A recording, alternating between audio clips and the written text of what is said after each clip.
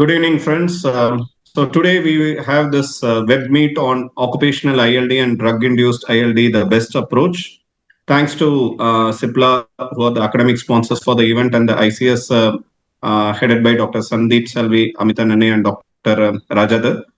So today the flow of the event will be two talks by expert speakers, followed by that we'll be having a panel discussion on questions which will cater to our day-to-day needs in the management of occupational ILD and drug-induced ILD. And before we go to the first talk, I take the privilege in introducing the first speaker of the day, Dr. Sharad Joshi. Can we have the introduction of the Dr. Sharad Joshi, please? So Dr. Sharad Joshi is a director and head department of pulmonology at Max Super Specialty Hospital, Vaishali in Delhi. He has been the director and the head of pulmonology faculty and guide, and he has been a reviewer of BMG case reports, respirology case reports, and so on. And he has got a lot of publications. And apart from that, he has done his EBUS certification program from Royal Brisbane Women's Hospital. And he is also a fellow of numerous respiratory societies across the globe. Over to you, sir, for your talk on drug-induced, occupational and drug-induced ILD. Over to you, sir. Good evening, all the faculties and dear members on the chat. And thank you for inviting me as a speaker for this interesting talk. I'd like to share my screen. Okay.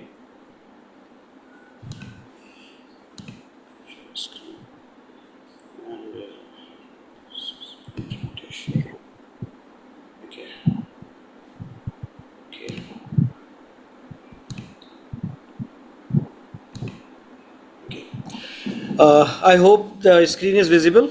Yes, sir. All right. So first and foremost thing is that out of all the ILDs, because ILD is an umbrella term, everybody knows it. More than 100 diseases are covered under this umbrella term. And why we are talking about exposure-related ILD, which is specifically to occupational exposure and drug-related exposure. Way back 20 years, almost 2 decades ago, when I was doing my MD from Udaipur Medical College, R&T Medical College, Udaipur, we used to get lot of patients of pneumoconiosis, silicosis. And after completing my MD, I have shifted to Delhi, where we rarely get minors or patients with these kind of occupational lung disease. But definitely, lungs are the most sensitive part of the body, and by all kind of occupational and environmental exposures, you will get variety of respiratory patients and complaints. So I think the most wise thing is we are talking about occupational and drug related ILD because I perceive personally that this is a preventable ILD. This is one of the subgroup of ILD where the treatment and response to the treatment will be very, very good. The only thing is that the clinician has to have a high degree of suspicion. They should have a very good, they should be very good at eliciting the history of it, and all exposure should be avoided.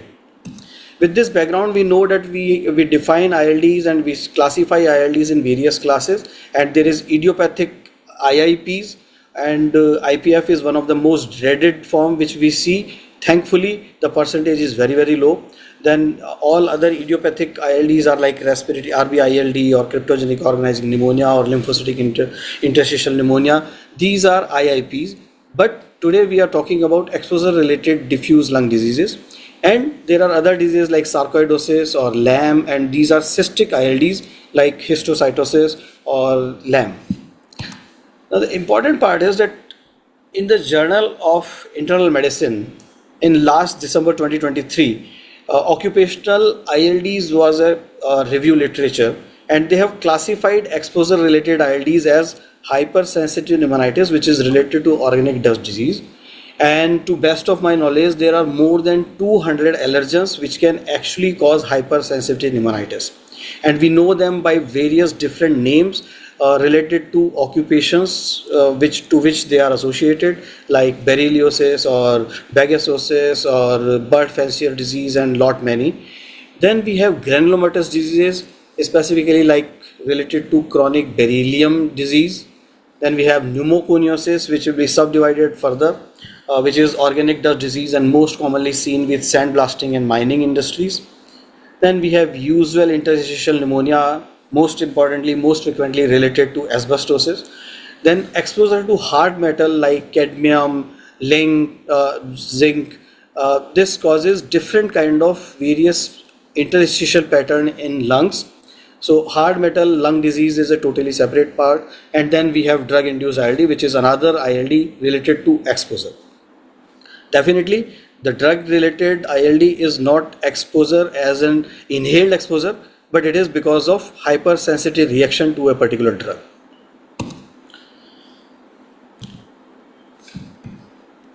So what we know is that pneumoconiosis can be because of asbestosis, silicosis or Miner's disease, or coal workers pneumoconiosis. Excuse me. Hello, Dr. Vishu. Audible. Any issues? Sir, you are audible. You can continue, sir. All right. All right. So pneumoconiosis is further classified into asbestosis, silicosis, or coal workers pneumoconiosis, and hard metal lung disease, which is seen most often with the exposure of cobalt, tungsten, nickel, titanium, or chromium. Now we have to identify what kind of occupational exposure or what are the industries where the exposure is most likely. So commonly associated ILDs and occupational exposures, silicosis is seen in miners, artificial stone fabrication industry, sandblasting industry, and jewelry polishing industry.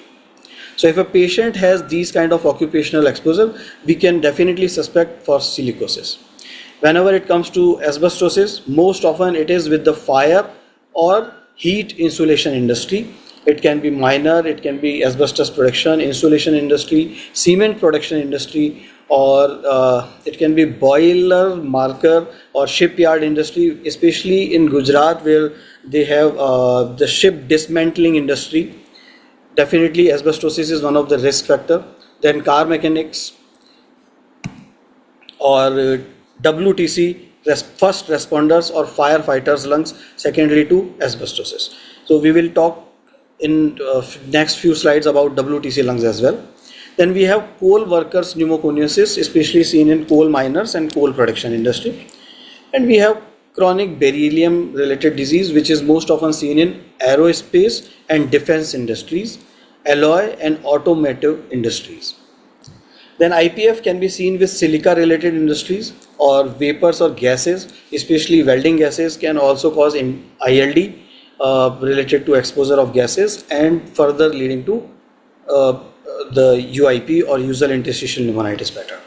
Then definitely fumes or wood dust and agriculture dust also leads to these kind of exposure related ILDs. There are CTD ILDs also seen with certain exposure. So most commonly scleroderma is associated with silica exposure. It is more common in men. Then it has a diffuse phenotype. There are common association of digital ulceration, cardiac dysfunction, and even lung cancer because of exposure to silica. Other than this, what other connective tissue disorders are seen with silica exposure are rheumatoid arthritis, SLE, dermatomyositis, polymyositis, or ANCA associated vasculitis, and this association with silica has been established.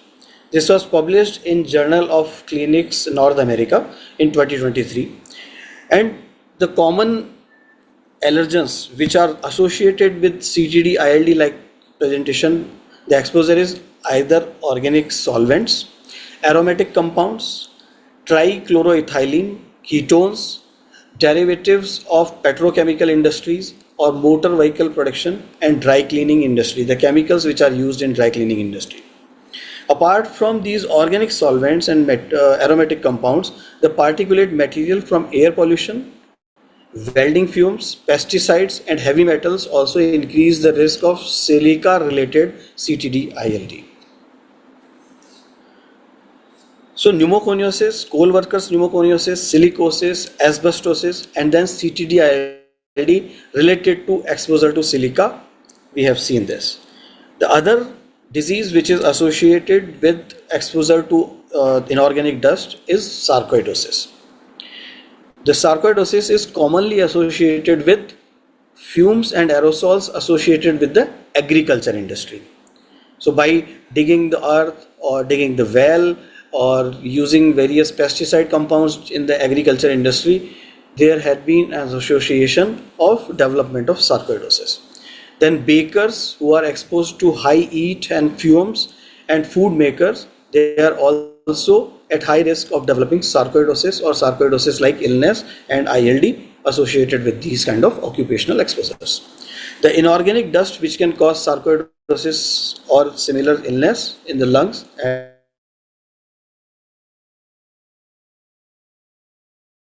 then firefighting industries, then WTC or World Trade Center first responders, and dental technicians, and people who are using solvents for machine operators or aerospace industry. Here I would like to stress upon WTC lung, which was a new terminology which came in existence after the unfortunate event of 9/11, where World Trade Towers were blasted because of the terrorist activity, and there was lot of dust particles and nanocarbon ducts were seen in the lungs, which are clearly seen in these pictures.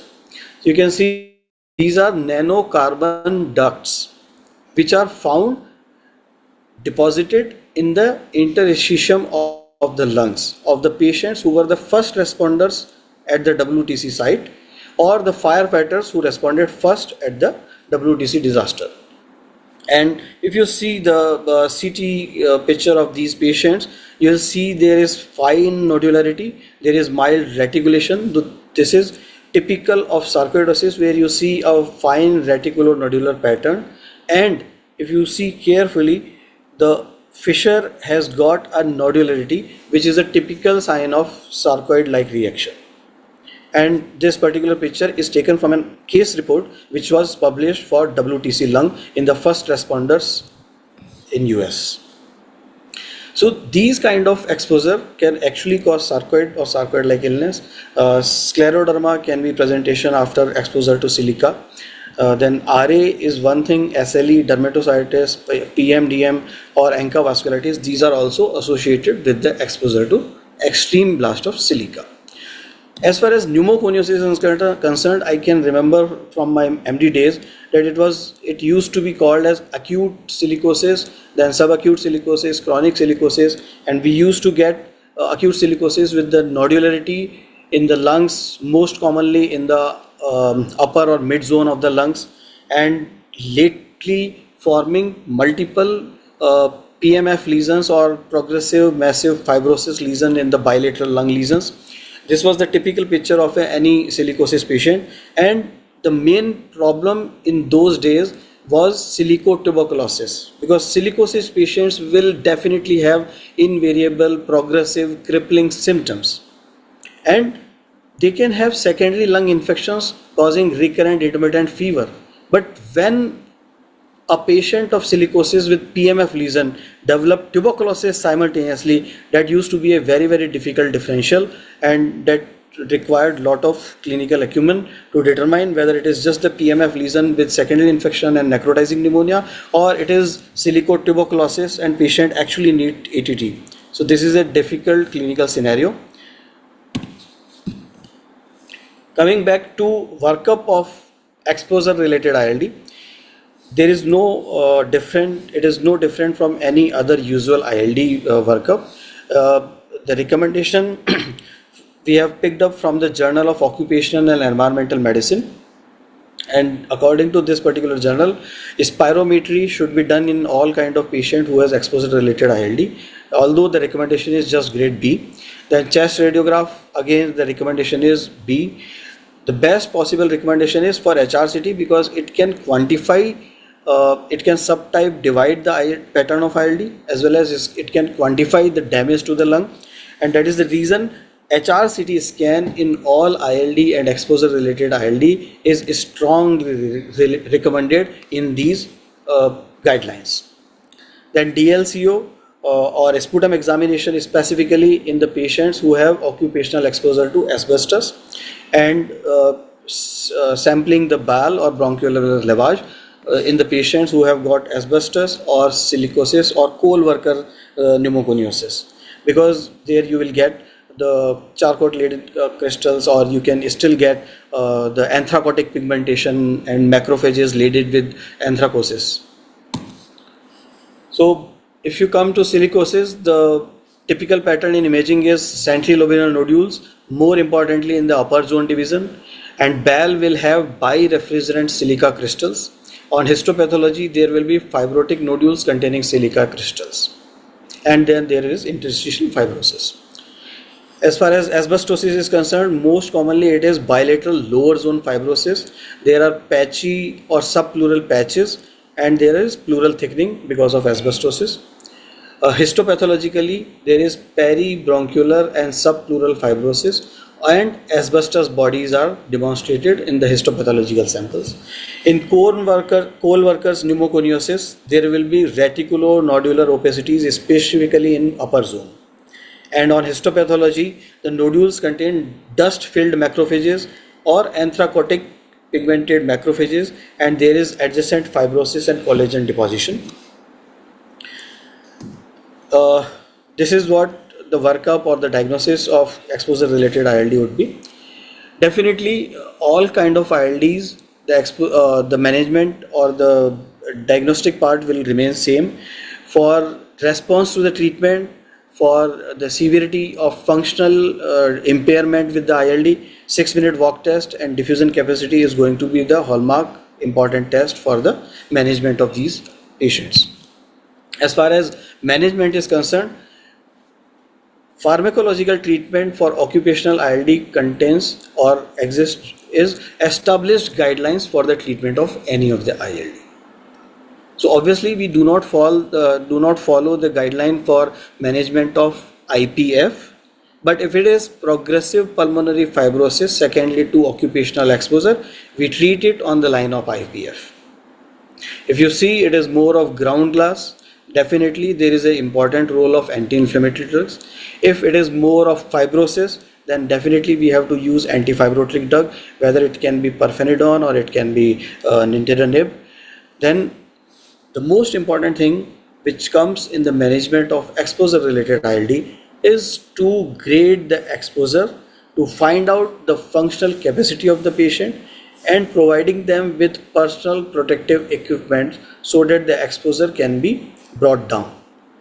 Because these ILDs are not idiopathic, these are exposure related ILDs. So if we can cut short or if we can curtail on the exposure of dust, whether it is organic dust or inorganic dust, definitely it will improve the prognosis, it will slow down the progression of the disease.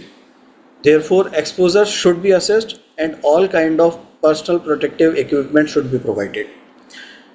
As I said earlier, 6-minute walk test is going to be the important test for monitoring the response to the treatment as well as for the progression of the disease. The process of decision making as to whether a worker has to continue in the same industry, it depends on the progression of the disease and their functional assessment. So the Journal of Occupational and Environmental Medicine, they recommend that every patient who has got any impairment in their lung function or they have got any exposure related ILD, they should get spirometry, pulmonary function testing, history taking, pulmonary function testing and 6-minute walk test. If you see any impairment, they should be provided best possible personal protective equipment. If PPE adequately can protect against the exposure, that's the best. Otherwise, patient is advised to switch from one industry to another industry so that exposure can be taken care of. And these all kind of workup should be periodically managed every 3 to 6 months. So any patient who has significant functional impairment, they should be taken off their duty, their occupational exposure, they should be changed from the occupation, as well as according to the degree of their impairment, they should be offered the compensation for whatever the damage has been done. Coming back to second part of my presentation, which is about drug induced ILD. Just a brief introduction from Journal of Clinical Medicine. More than 400 drugs have been reported to cause ILD or interstitial pneumonitis. Most notorious are the cancer drugs. In the commonly neoplastic drugs. The most notorious drug is nitrofurantoin, which is one of the antibiotic, and the antiarrhythmic amiodarone. Almost 50% of ILD, drug-induced ILD, is because of cancer-related drugs, followed by DMRDs used in RA, rheumatoid arthritis. Then 26%, almost one-fourth of the drug-induced ILD is because of antibiotics. NSAIDs play the role up to 20%. Then psychiatric drugs also contribute to 9% and antiarrhythmic agents up to 9%. Drug-induced ILD most commonly manifest as ground glass opacification or basal and peripheral or bilateral distribution. Many drugs will have organizing pneumonia-like pattern. Commonly seen pattern is non-specific interstitial pneumonitis or hypersensitive pneumonitis. So I will classify and come with the common drugs which cause these kind of pattern. Like pulmonary edema-like pattern can be seen with aspirin, nitrofurantoin, heroin and methotrexate. Diffuse alveolar damage can be seen with busulfan, cyclophosphamide, bleomycin, amiodarone, methotrexate, aspirin, narcotics or cocaine. So that's the list is exhaustive. The most important thing is that all chest specialists, pulmonary medicine specialists should know that any of the drug can be pneumotoxic, and it's very, very important to cross check it on pneumotox.com that even if one drug has caused one side effect in lung, it is reported on this particular website. They also have a mobile app for pneumotox.com, and you can check for any lung related toxicity of any of the drug. Bleomycin, doxorubicin, cyclophosphamide, amiodarone, nitrofurantoin, all these drugs can actually cause disease like organizing pneumonia. Then NSIB can be seen with bleomycin, busulfan and cyclophosphamide, methotrexate, amiodarone, nitrofurantoin, hydrochlorothiazide. These are commonly used drugs. If you leave apart the cancer drugs, hydrochlorothiazide, statins, phenytoin, these are commonly prescribed drugs. Nitrofurantoin, very often written in almost all elderly patients with recurrent UTI. So we need to remember that any of the drug which you are using and a patient develops new onset breathlessness or new onset respiratory complaints, please rule out drug induced ILD or acute interstitial pneumonitis secondary to your drugs. Hypersensitive pneumonitis seen very often with methotrexate, cyclophosphamide, mesalamine, fluoxetine, amitriptyline, paclitaxel. Sarcoid-like reaction has been seen with interferon. Then constrictive bronchiolitis, it has been seen with penicillamine and sulfasalazine. So the list of pattern of ILD with versus to the drug which can cause these is extensive drug. This is one of the few cases which we published in literature. This young man came with new onset low grade fever, cough, minimal expectoration. This patient was actually on anti-epileptic for more than 5 years. He was using phenytoin for more than 5 years. But he developed hypersensitive pneumonitis with phenytoin, which we proved after doing his transbronchial lung biopsy. Otherwise, this patient was being treated for a viral or atypical pneumonia. But after transbronchial lung biopsy, the diagnosis was established. Acute hypersensitive pneumonitis was the diagnosis secondary to phenytoin. The phenytoin was replaced with the other anti-epileptic. Patient responded very well with the short course of steroids and his ILD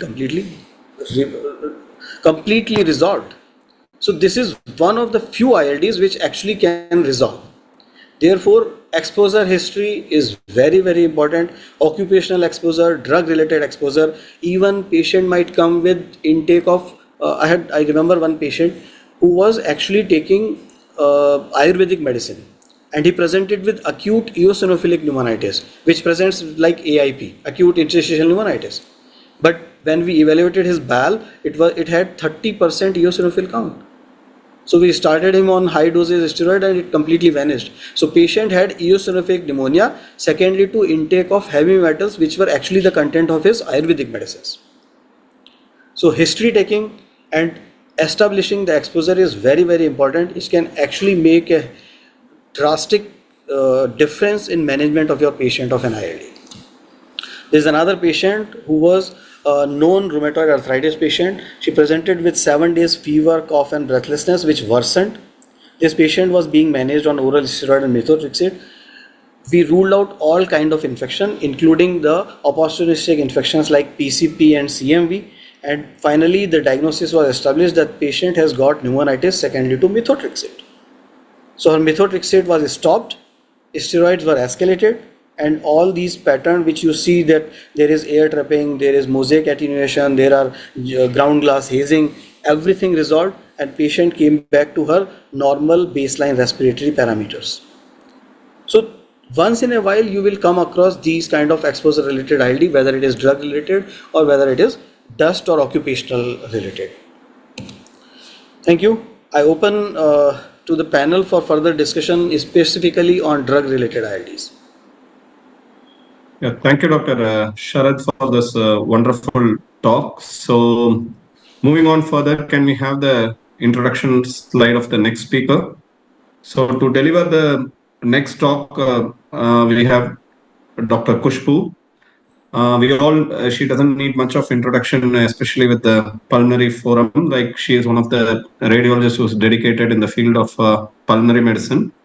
And she is currently working in, she's a founder and a consultant radiologist at the Eisen Imaging and Intervention in Noida, and consultant radiologist in Picture This by Dr. Jankaria. She has got numerous credentials and she is a member of various organizations, and she has delivered various guest lectures at national and international conference. So today we have here with us Dr. Kushbu to deliver a talk on imaging in occupational ILD and drug-induced ILD. Over to you, Dr. Kushbu, for your presentation.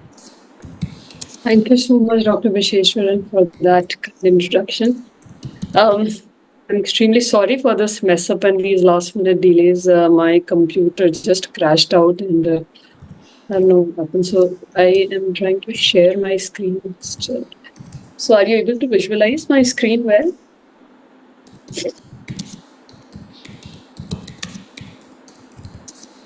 Yes, ma'am, we can see it. Yeah. Can you just put it on the full screen mode? Yeah. I'll just do that. Okay. So again, I would like to thank ICS and the entire team, Dr. Amita Nene, Dr. Rajadhar sir, and Dr. Sandeep Salvi, Dr. Visheshwaran for having me here. It's indeed a great pleasure and honor. What we'll be talking about is occupation and drug-induced ILD. The work has been made much simple for by having Dr. Sharad Joshi sir speak on the same topic, and he's given a complete outline of what we are talking about, and I will be just taking ahead of what he stressed all the while, that HRCT chest is something that we need to be discussing and doing in every patient who is suspected to have these diseases. What will HRCT show is our question, and what we need to pick up on the HRCT when we need to very confidently say that yes, it is an occupation related ILD or a drug related ILD is what we will be discussing on. So obviously, what is an occupation related interstitial lung disease? It is an interstitial lung disease where a direct causative relationship between the occupational exposure and ILD has been established. This can be established basis a very strong occupational history and without any other comorbid other factors which could explain the ILD the patient has. Amongst the various kind of occupational exposures that lead to the interstitial lung disease, coal mine dust lung disease is one of the commonest. Varying patterns of lung involvement can happen with coal mine exposure. So along with coal mine exposure, there is silica exposure. So silicosis is a common complication of coal mine related exposure, apart from silicosis being associated with other mining related diseases as well. Then we have coal mine pneumoconiosis, where it is due to exposure to the coal dust.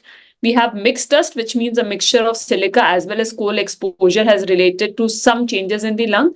Then the dust, and not specifically the coal and silica, but the dust which is related with mining can lead to diffuse fibrosis. And apart from that, COPD is also a common complication, which any which ways we will not be dealing with currently. We start with silicosis, one of the most talked about interstitial lung disease, and again, I will also stress on the same fact that while I was working in Jaipur, I used to see these cases almost on a daily basis. But since I've been in Delhi for all this while, we hardly see these cases, and it is equally difficult even to find out and pull out these cases, which become so. This itself shows the occupation relation. So in these areas, these mines are not there, and hence these exposures are not there. So silicosis has different spectrums on CT scan. It can be a simple silicosis, it can be a complicated silicosis, or it can be an acute silicosis or a silicoproteinosis. How do these look on a CT scan and how we can differentiate? So, number one, obviously the patient has an obvious history, an obvious exposure to silica history, an obvious occupational history. In these patients, if you see an interstitial lung involvement in the form of multiple scattered randomly distributed nodules with an upper zone predominance with mediastinal lymphadenopathy and may or may not be some plaques or pleural thickening, then you should strongly suspect silicosis. The only differential to such randomly distributed nodules in the lungs is tuberculosis, that is miliary tuberculosis or some disseminated metastasis. Obviously, these two have their typical history. Miliary tuberculosis presents very differently. And so the list of differentials is very limited. If we know this pattern, there are only 2 to 3 thoughts that should come to our mind, and once we have only these limited thoughts to be able to differentiate them, basis the history becomes much easy. So this is how a simple silicosis looks like: multiple tiny discrete randomly distributed nodules in bilateral lungs. Complicated silicosis. What is complicated silicosis? When the exposure has continued for long term without any active measure being taken to see what's happening in the lung or to treat what is happening in the lung. This is how these diseased, complicated silicosis lungs look like. So it is also known as progressive massive fibrosis. You see large areas of consolidation or fibrosis in both lung parenchyma and with a background of multiple nodules. So this is a very typical picture. So you see these large patches of consolidations in both lungs, more towards the periphery rather than towards the hila. So towards the hila is what happens more with sarcoidosis. However, when it is more towards the periphery, it happens with progressive massive fibrosis associated with silicosis or colorectal pneumoconiosis. You see a background lung with multiple scattered nodules. So these nodules are all discrete and randomly distributed nodules, as I said, occur with silicosis. Apart from that, another very characteristic feature of silicosis are these calcified mediastinal lymph nodes with eggshell calcification. So you may see that there are a lot of similarities with how sarcoidosis presents and how silicosis presents, but then there are very specific differences. So for example, the distribution of the nodules, which is more peribronchovascular and perifissural in sarcoidosis as compared to these randomly distributed nodules. Then the distribution of the fibrosis, which is more towards the hila in sarcoidosis, whereas which is more towards the periphery in these silicosis patients. And these calcified mediastinal lymph nodes with a very typical eggshell calcification, which is not the case with sarcoidosis. So this is silicosis with progressive massive fibrosis. Now, as we talked about silicosis with tuberculosis. So in this patient with a known exposure to silica, you see these randomly distributed scattered nodules in the background lung and large cavitatory consolidation in the right lung. So this is a complicated patient where silicosis, on top of silicosis, tuberculosis is developed. It is also known as silicotuberculosis. Then acute silicosis or silicoproteinosis. Now this is a rather rare condition, occurs only when there is a very huge exposure to silica in a short interval of time. So very concentrated exposure to silica. It presents more like an ARDS, and then you have these large patches of consolidations or large ground glass attenuation, extensive septal thickening in the lung parenchyma. The lung picture is also more or less like a diffuse lung disease. So when you see such a presentation, then in obviously a patient who has a very typical history of highly concentrated silica exposure, then you should be thinking of acute silicosis or silicoproteinosis. A common radiological differential is pulmonary alveolar proteinosis, but the same picture can be seen with acute silicosis if given the history as we discussed. So this we've already discussed how to differentiate silicosis from sarcoidosis. So they have a very similar pattern. If you see nodular disease with bronchodavascular consolidations, then you have lymphadenopathy with calcification. But all of these features have a very typical distribution, which is different between silicosis and sarcoidosis. And if we are mindful of these patterns, it will be very easy to differentiate one from the other. Then coal workers pneumoconiosis. So this is something which is very similar to silicosis. On imaging, we cannot differentiate a coal worker's pneumoconiosis versus a silicosis. So whether the silica dust caused the lung insult or the coal mine dust caused the lung insult is difficult to differentiate. This can be done only on histopathology, the imaging pattern. So this is again a progressive massive fibrosis, background nodules, discrete, randomly distributed, a patch of consolidation, and these eggshell calcifications. So the pattern is more or less similar. Then in coal mine workers, you also have dust-related fibrosis, which shows a pattern similar to a UIP pattern. You have interstitial fibrosis, honeycombing, architectural distortion, and over time, these patterns keep progressing if the exposure is not removed. So that was coal workers pneumoconiosis, the pattern of lung insult that happens in a patient who is exposed to coal mine. Then we have another very common in occupation-related lung disease, which is asbestosis-related thoracic lung disease. This leads to a very typical UIP pattern. We have ill-defined intralobular, interstitial septal thickening, honeycombing, traction bronchiectasis, architectural distortion, basal predominance of the disease. It very much mimics a UIP. If we don't have a history of asbestos exposure, we can easily mistake it for a UIP pattern. One telltale sign is to look at the pleura. If you see calcified pleural plaques, then aggressively go back and retrospectively try to find out a history of exposure to asbestos. So this is a pattern which we see with asbestos-related interstitial lung disease. As I said, very typical pattern as we see with a UIP, IPF pattern. So intralobular interstitial septal thickening, traction bronchiectasis, basal predilection, architectural distortion. But what we also see are these calcified pleural plaques. So the moment you see these calcified pleural plaques, these are not seen with UIP, IPF. So the moment you see them, please thoroughly try to find out if there is an asbestos exposure, because they lead to these pleural reactions. And also, as we know, mesothelioma is a common malignancy associated with asbestos exposure.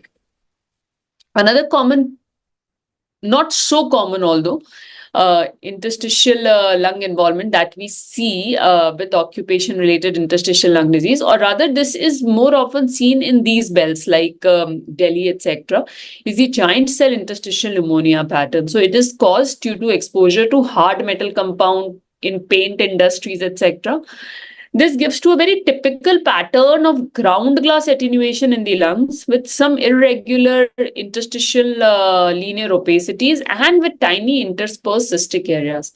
So when you see such diffuse ground glass, tiny interspersed cystic areas throughout the lung, so it's a combination of cystic lung disease and interstitial lung disease. It's a cystic lung disease with background diseased lung parenchyma. When you see such a pattern, there are very limited differentials. So when I look at such a pattern, I'll be thinking of lymphocytic interstitial pneumonia. If you know the patient is not a known case of CTD, ILD, the patient is not immunocompromised, that diagnosis goes out of our mind. This may be hypersensitivity pneumonitis. A good and a strong history of any such antigen exposure, then maybe we rule. Same time, we can say that maybe the extent of cysts is disproportionate to what we see with hypersensitivity pneumonitis. And the extent of GGO is also more. So these are a few things that often raise a question within your mind that maybe if it's not hypersensitivity, and then in these cases, if you find this typical history of an occupation which has an exposure to hard metal compound, think of giant cell interstitial pneumonia.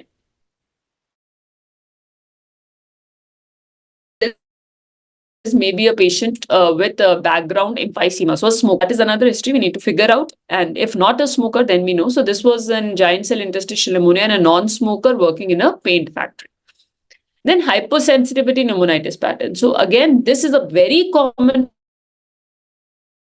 that we see with both occupation-related interstitial can cause a hypersensitivity reaction in the lung and lead to this pattern.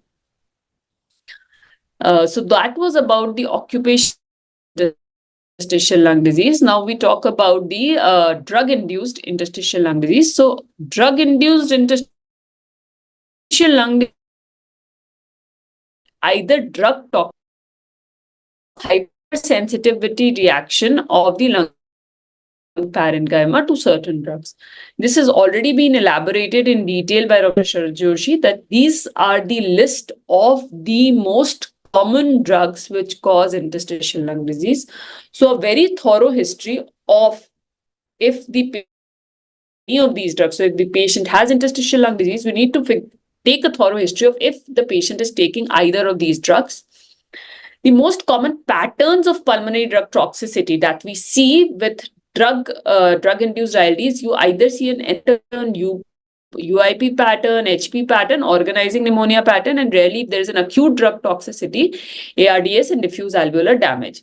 There are a few risk factors which predispose certain patients more to a DILD versus another. So if multiple drugs are being taken, patient is already on chemotherapy, has some other inflammatory systemic disease, old age, of radiation exposure, and due to other drug interactions, renal dysfunction, liver dysfunction, which decreases the excretion of the drugs. So if there are any such comorbidities, these patients are more prone to have a drug-induced interstitial lung disease. With drug-induced interstitial lung disease, some things are very simple. So a patient is taking a drug, gets some respiratory discomfort, presents to us, CT scan is done, and you see these infiltrates in the lung parenchyma. You figure out that there is a certain drug which can cause such infiltration. You remove the drug and the opacity is resolved. It is documented and proven that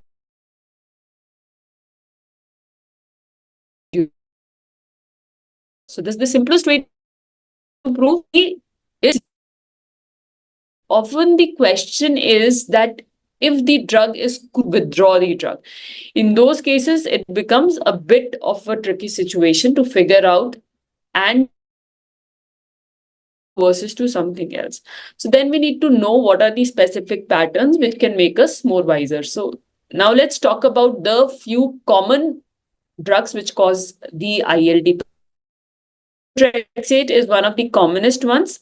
The mechanism of action and the mechanism of injury to the lung is due to hypersensitivity reaction, but the most pattern of lung involvement due to that hypersensitivity reaction is NSIP pattern. Other patterns like OP, AIP, pulmonary fibrosis, etc. can also occur. So there needs to be an exact temporal relation intake and the interstitial lung involvement, and if at all we can document that the removal of the drug leads to improvement in the lung infiltrates, then it's even more proven. So it's a very typical pattern, a patient of psoriasis with some very complaints presented with this lung pattern. So you see ILD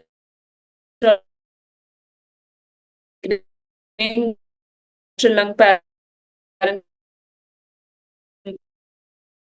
a relative basal comorbidity and apart from psoriasis. And when this drug was withdrawn, the extent of ground glass attenuation in the lungs decreased significantly. The withdrawal of the drug and the infiltrates decreased significantly. Then in this case, you also see these patchy peribronchovascular ground glass attenuation. So this is while the patient is still on methotrexate,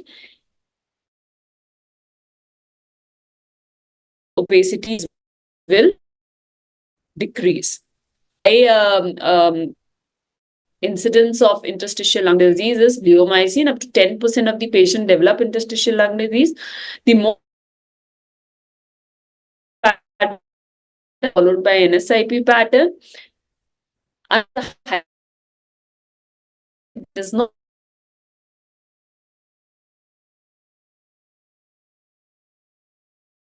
So we see this is a patient with CA breast. Pre-treatment, the lungs were clear. 3 months post-treatment, you start seeing these patchy peribronchovascular consolidations, which become more intense 6 months post-treatment on bleomycin. So very characteristic temporal relationship with bleomycin treatment. One of the last drugs which I will be discussing is amiodarone, very commonly associated with pulmonary toxicity. Early cases leads to GGO. Cough is commonly associated, and over time, when you see the lung involvement, you see GGO, pleural thickening, reticulation, traction bronchiectasis, a UIP pattern of fibrosis. Often you see consolidations which show a very high attenuation pattern because of the iodine content of the amiodarone. So the interstitial involvement is very much similar to the way you see with UIP, IPF. You see ill-defined intralobular interstitial fibrosis. The extent of ground glass in almost all the drug-related interstitial lung disease is always on the higher side because these diseases more often have a significant ongoing acute inflammatory component, because the moment you withdraw the drug, the ground glass goes away. So while the patient is on drug, you will always see these ground glass attenuation. In this case, you also see this typical high attenuation within the lung parenchyma due to amiodarone deposition. And there's also pleural effusion. So maybe that is due to the cardiac disease which the patient already has. Nitrofurantoin mostly results in some pulmonary fibrosis, which is more often irreversible. There's a very beautiful diagram which shows certain common drugs and their patterns. So maybe you can take a snapshot of it. I took it from this Diagnostics 2020, very interesting. So you know that aspirin, mitomycin causes more of pulmonary edema. Effusion is through sulfonamides and methotrexate. Organizing pneumonia is more common with nitrofurantoin, sulfasalazines, and methotrexate. So this just sums up what kind of opacities are to be expected if the patient is on one over the other drug. A few take-home points are that a thorough history of exposure is a must, both occupation and drug-related. Whenever you see scattered, randomly distributed nodules in a patient with some occupational history, or when you try to find out an occupational history, if there is nothing to suggest miliary tuberculosis, think of silicosis. Tuberculosis is a huge mimicker for tuberculosis, but there are certain features which can help us differentiate. We've already discussed it. We should know about hypersensitivity pneumonitis, which is a pattern of lung involvement. Site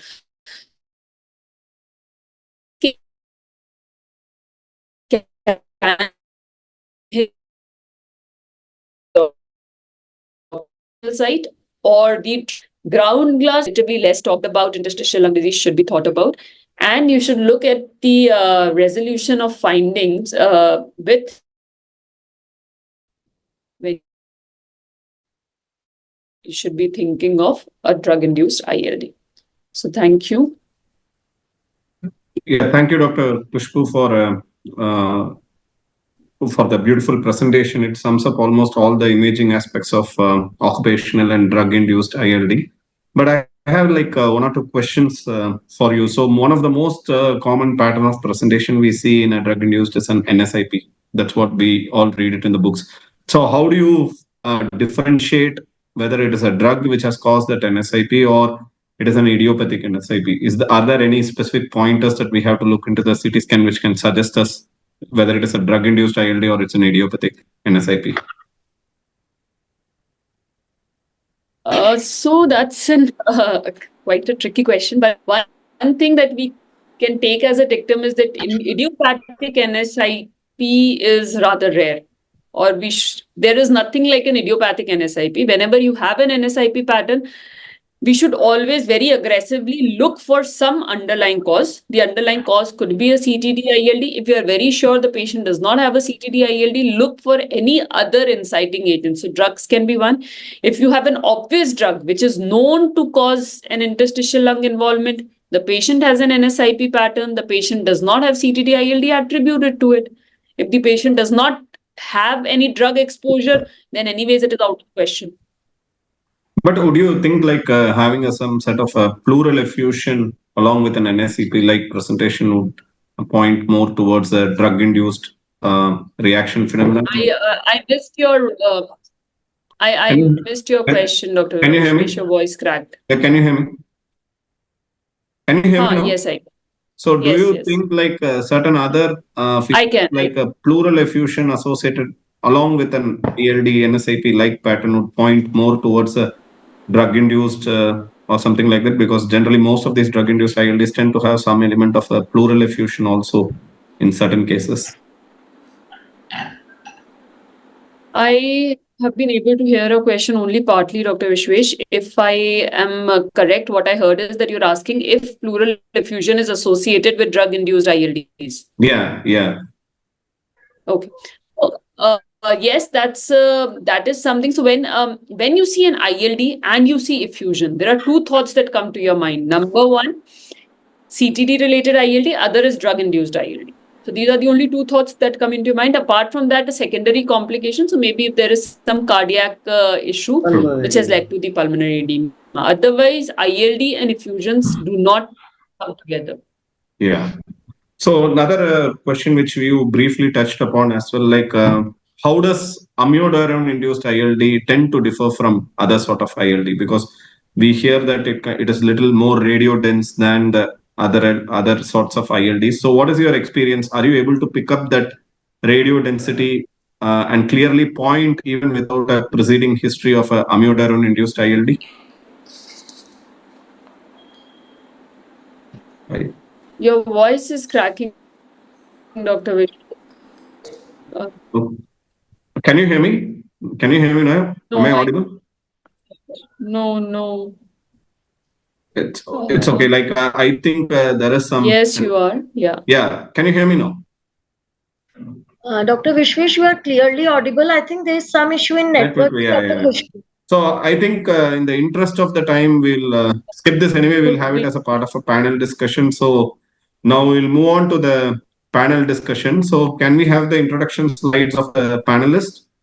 So we heard two very good talks both upon the clinical aspects as well as the radiological aspects of occupational and drug-induced ILD.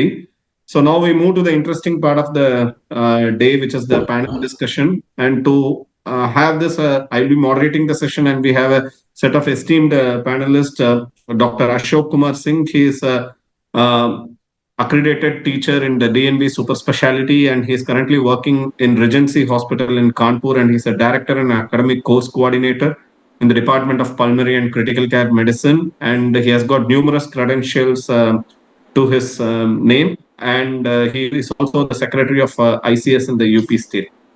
We move on to the next panelist. We have Dr. Padma Sundaram.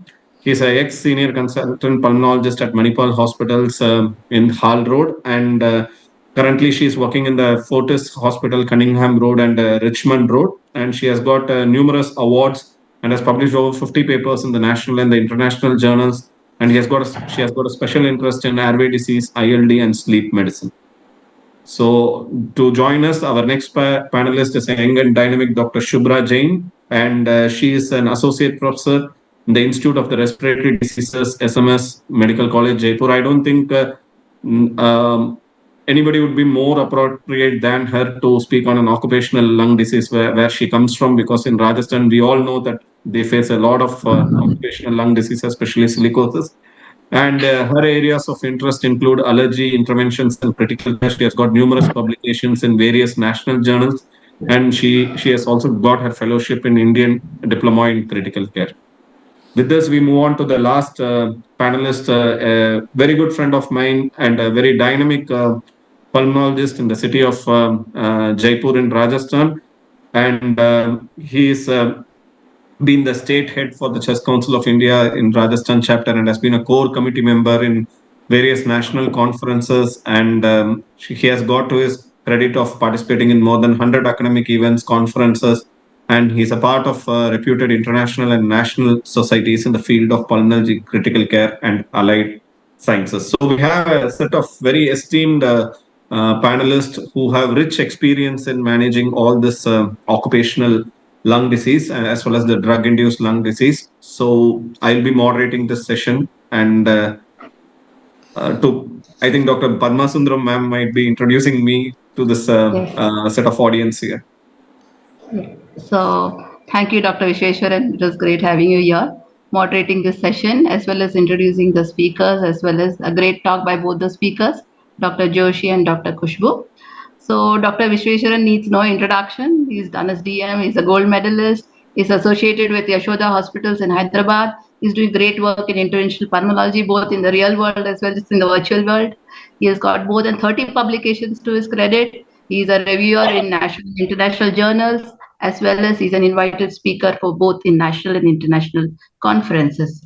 So, Dr. Vishweshwaran, please go ahead and start the panel discussion. So we'll start the panel discussion, and my first question is to Dr. A.K. Singh, sir. So you must be having a very rich clinical experience, and in your clinical practice, how commonly do you encounter an occupational ILD? And have you observed any sort of an increase in the occupational ILD in the recent times? And if so, what would be your what reasons would you like to attribute to the increase in the incidence of these occupational ILD, sir? So, very good evening, everyone.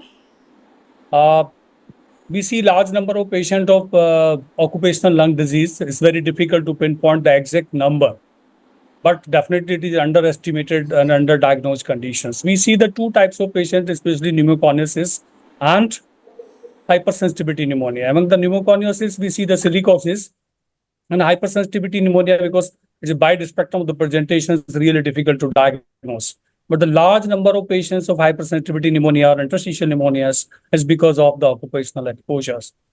Because in UP, there is no sand or this cement factories, most of the patients are coming for the MP or Rajasthan.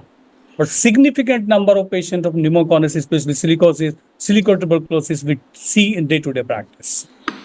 Yeah, the number has increased because of the more awareness, and second is because of the diagnostic facility we have, and we are more experienced to see the X-rays in the patients. We diagnose even the patient in the OPD as well. Yeah, very true, sir. Even we see a lot of cases of occupational lung disease off late, primarily because we get more access to the CT scan, which was not the case a few years back. So now, right now we see a lot of ILD, and many times when we probe, possibly these patients could have had an occupational exposure, and definitely there is an increase in the incidence of occupational ILDs. So moving on to the next question to Dr. Padma. So when a patient comes to us with a case of a suspected occupational induced interstitial lung disease, are there any specific questions would you like to ask your patient regarding the occupational exposure, or do you go by a checklist method, or is it like you have a focus questions to their symptoms to find out an occupational history? So in all patients of interstitial lung disease, we need to have a detailed occupational history. It becomes very mandatory because we may miss out their occupations. So you should also ask it in a chronological order. A lot of times, patients may have exposed to some dust exposure early in their job, and they may have forgotten about it. So a chronological history is very important. A temporal association with their symptoms also becomes very important. And is there any of their co-workers also suffering from the same disease? So these are three important clues which could tell us that, is this an occupational related interstitial lung disease? Obviously, as Dr. Joshi has mentioned, all the list of occupations. So if you are featuring something like a silicosis, you would ask all those occupations related to silica exposure. Inorganic dust like, asbestos or school workers, pneumoconiosis, or often organic dust if you're suspecting hypersensitivity pneumonitis. So these are important questions that we need to take our time. Abroad, they have questionnaires which are like pro formas given to the patients. But considering the shortage of time in our OPDs, we tend to skip that. But we need to have a detailed occupational history from each and every patient, including if they're working in any aerospace industry, sandblasting, etc., mining. So these are important questions to be inquired. Yeah, this is very, very practical points which you have put up, ma'am. Mainly the chronological aspects. Many times we tend to forget it. We tend to ask them about their past. And another thing is, as Dr. Padma has already pointed out, like if you cannot find a reason for an ILD, and if you have a very strong suspicion of a occupational ILD, then I think it's worthwhile to consider a checklist method and a questionnaire method, sometimes we may think that the occupational exposure might be non-significant, but later on that might be the true reason for a interstitial lung disease. So with this, we move on to Dr. Shubhra Jain. What are the spectrum of the occupational lung diseases do you see in your clinical practice? Is it always an ILD, or you find a lot of these bronchiolitis associated with an ILD? Or what is the spectrum that you see? I know you come from Rajasthan, which is the hub of most of these silicosis and other things. So we would like to hear from your experience on the same. So like all the spectrum discussed, we see mostly cases of silicosis, and it varies from acute silicosis to chronic silicosis. And commonly we see chronic silicosis. So we see nodular picture more, progressive massive fibrosis cases, and sometimes these cases mimic lung cancer also. That PMF lesion sometimes mimic lung cancer. And these patients of silicosis usually presents with pneumothorax or with symptoms of suggestive of tuberculosis. Even semi-invasive aspergillosis can be seen in these patients, and sometimes with features suggestive of autoimmune diseases like systemic sclerosis, rheumatoid arthritis. So we see these type of pictures along with nodules in these patients. Yeah. And Dr. Ankit, so when such patients come to you like with these occupational lung disease, do you have any particular sort of a notification system, and how does it really work in Rajasthan? And once, let's say that an employee gets a occupational lung disease primarily because of working in the sand industry or in the sculpture or something, so does the government compensate them for the occupational hazard, or how it works in real world? Yes, definitely. There is in certain Western countries there is a robust system for these occupational diseases, particularly UK and certain parts of Australia. There has been a very intensive surveillance going on these work-related occupational diseases like SWORD. So if we see in the Indian context, there is a Factory Act which was in 1948, and there was a third schedule in it. So they have mentioned around 29 diseases as a notifiable diseases. If we see the occupational lung diseases in that, silicosis, pneumoconiosis, asbestosis, byssinosis, and mesothelioma, they are particularly the notifiable diseases as per the Ministry of Labour and Employment, Government of India. So now various employees state insurance corporations, that is ESI, has been established, and they have established the branch of occupational disease centers, that is ODCs. So there are around 7 in number in all the countries. So they have been given the responsibilities that how they will diagnose, they will manage, they will basically have all the diagnostic facilities, preventive part, and to decide for the compensation related to these patients. In Rajasthan per se, we say that, as Dr. Shubhra has rightly said, that silicosis is very rampant. So from year 2013 to 2015, many things has been done for the diagnosing, preventing, and possibly compensation of those patients with silicosis. So obviously there is a medical board which consists of various specialists in the field, in and out, and possibly assessing the condition of the patient, they decide for a suitable compensation. Yeah, true. And with so many migration happening, like people coming across the countries from different parts, I think many of us who are listening here, though we are not from silicosis prone region, we may see a lot of patients who migrate from there to our city. So I think it is worthwhile to understand that whenever we establish a case of a silicosis induced lung disease, probably it must be notified, and in case if they are eligible for compensation, I think it will help our patients in a big way. So just one more thing, Dr. Vishwesh. Yeah, actually, the government, Rajasthan government, is giving 3 lakh compensation to patients of silicosis, and once they die due to silicosis, another 2 lakhs are given to these patients. So it depends on region to region. Like we have miners, we have idol makers, brick making industries, sand quarrying. That's why we find silicosis. And Dr. Sharad has told that in Delhi they hardly see silicosis.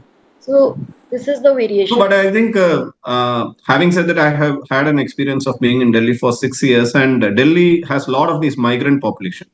So Yes. basically, though they are not actually get exposed in Delhi. They move to Delly, they settle down in Delhi, and after very years of being in Delhi, they come up with the manifestations of silicosis. That's why, as Dr. Padma has said, you need to take the chronological history very seriously, because many a times you will be biased thinking that silicosis is not common in Delhi, but they might be the settlers from the silicosis prone regions, which we miss it until and unless we really look for that history.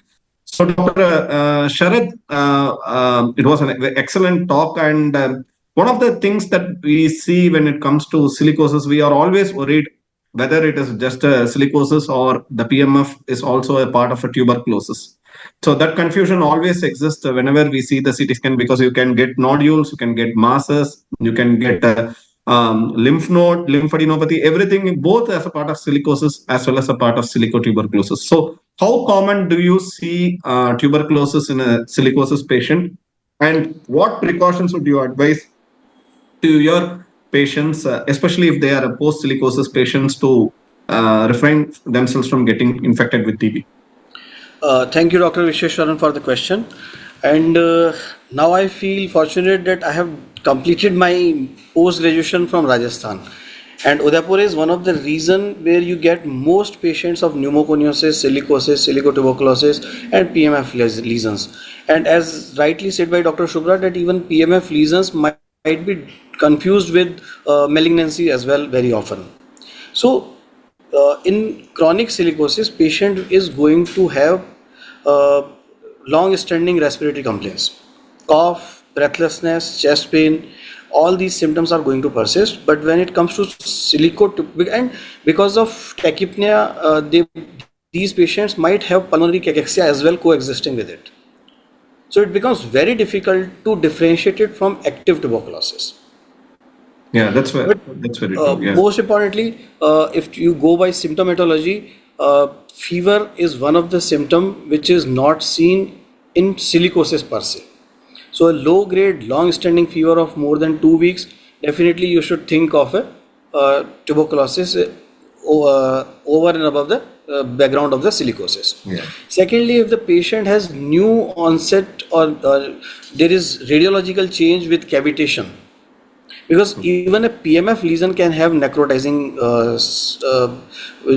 features, but a new onset cavitation is one of the features which will suggest that it is turning into silicotuberculosis, or there might be a tuberculosis on the background of silicosis. Thirdly, if you see that the patient has worsening in the symptom and he is bringing out sputum, it is always wise for every follow-up, patient should undergo a sputum examination with AFB stain. Yeah. Because silicosis is a chronic crippling disease, symptomatology will be a confusing thing. But long-standing fever, low grade, then cavitation and sputum examination will definitely establish the diagnosis of silicotuberculosis. Yeah, this is a very true, sir. If the panel permits, I will talk about, because we have been always discussing about the occupational exposure related ILD. But I had one patient from ordnance factory in Meerut, and this patient was exposed to certain chemicals used for ammunitions, manufacturing ammunitions, and this patient got admitted 3 times in 4 months duration with pneumonia. So there was no interstitial shadows, but there was always pneumonia, and his cultures was positive. First time it was Pseudomonas, second time it was Klebsiella in second month, and after 3 months he presented with MRSA. So that was very surprising, because patient had no HIV, no diabetes, no immunocompromised state, and patient was having recurrent life-threatening pneumonias. So we went ahead and we performed the bronchoscopy. We showed that there were multiple intrabronchial masses, and we biopsied it, and it turned out that these are just pseudo tumors of inflammatory etiology. So this patient had occupational exposure to certain chemicals during the manufacturing on ammunition, and we removed his exposure. We gave him inhaled steroids, and all pneumonias and these intrabronchial masses were totally vanished. Yeah. So it is, as Dr. Padma has labeled, that chronology and exposure history. This is actually the key to your treatment of patient and identifying the patient. Yeah, very true. So for the audience here, whenever you have a patient of silicosis, if they are having a fever which lasts for more than 2 weeks, or patient is having an unusual loss of weight or loss of appetite, or you see a sort of hemopsis in them, or if you see a radiological evolution of a mass-like lesion breaking down into cavity, or you see a lot of centrilobular nodules, then probably you need to have a very high suspicion of silicotuberculosis. But the unfortunate problem is many a times you may get a negative sputum report because most of this AFB can be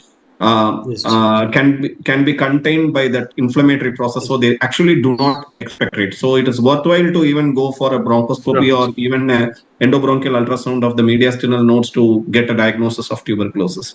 Apart from that, one interesting point with Dr. Sharath raised, yes, it is advisable to get at least a periodic sputum evaluation done, because sometimes you may pick up tuberculosis much early in these patients, and that really changes the management of these patients because they are going to come to you with already a compromised lung. So with this, we move on to Dr. A.K. Singh.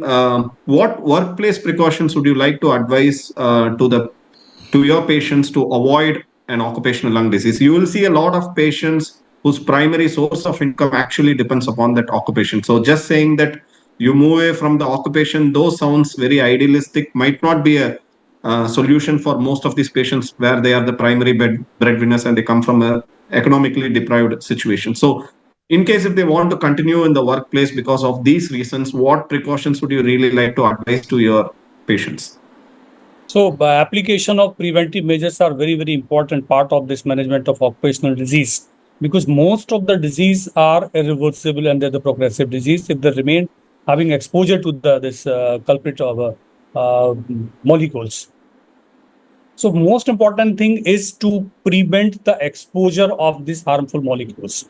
And that can be done by the two way. One is you have to educate the whole staff. They should aware of the disease, that this the type of the disease can be developed, so that they can explain, they can inform whenever they have the symptoms, number one. And there must be some provision by which we can decrease the exposure of these harmful molecules, like use of mask, respirator, they should use PPE, there should be good ventilation.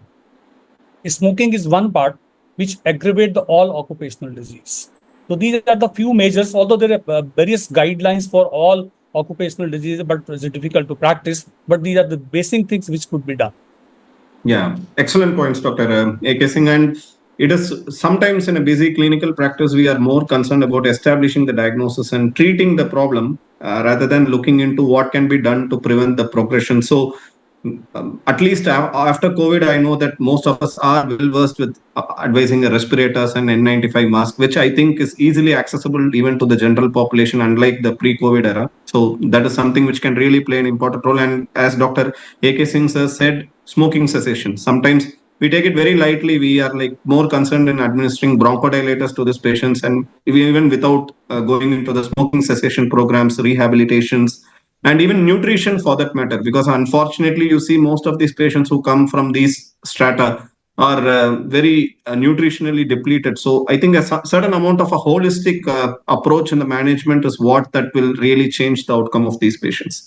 So I think we have touched a lot about the occupational lung disease. Now I'll move to Dr. Padma a little bit on the drug-induced ILDs. So what are the drugs which are associated with the drug-induced ILD, and how commonly you see these drug-induced ILDs in your clinical practice, and what is the profile of the drugs actually you see in your clinical practice causing an interstitial lung disease?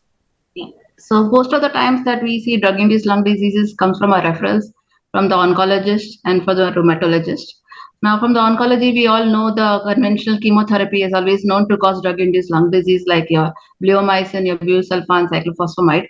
But we also need to know that the newer agents which have been discovered, like the TKIs, can cause drug-induced lung disease, as well as the fact that the newer agents, like we have the immune checkpoint inhibitors, nivolumab and pembrolizumab, they've also been reported to cause drug-induced lung disease. So almost most of the chemotherapy drugs can cause it. So we get referrals from the oncology team. The second group of drugs that we commonly see is the DMLDs, that is from the rheumatologist. The conventional ones were usually the methotrexate and the sulfasalazine, but also the newer biological agents that have been used like infliximab, rituximab, etc. can also cause that. So the third group of drugs is from the cardiology practice, the amiodarone, when it is used for more than 400 milligram for a long period of time. We always need to have in mind that amiodarone can cause this injury. One thing which you commonly miss out is the radiation-induced lung fibrosis as a part of the chemotherapy and radiotherapy regimens. We commonly see even treatment of breast cancer, radiation-induced lung fibrosis. So these are the common drugs. Obviously, nitrofurantoin, yes, it has been reported, especially in ladies taking recurrent nitrofurantoin dosages for their urinary tract infection. So these are the common drugs that we see in drug-induced lung injury. Yeah, very true, And Doctor. obviously, the last would be oxygen if it is used in the intensive care unit for a long time with an ARDS like picture.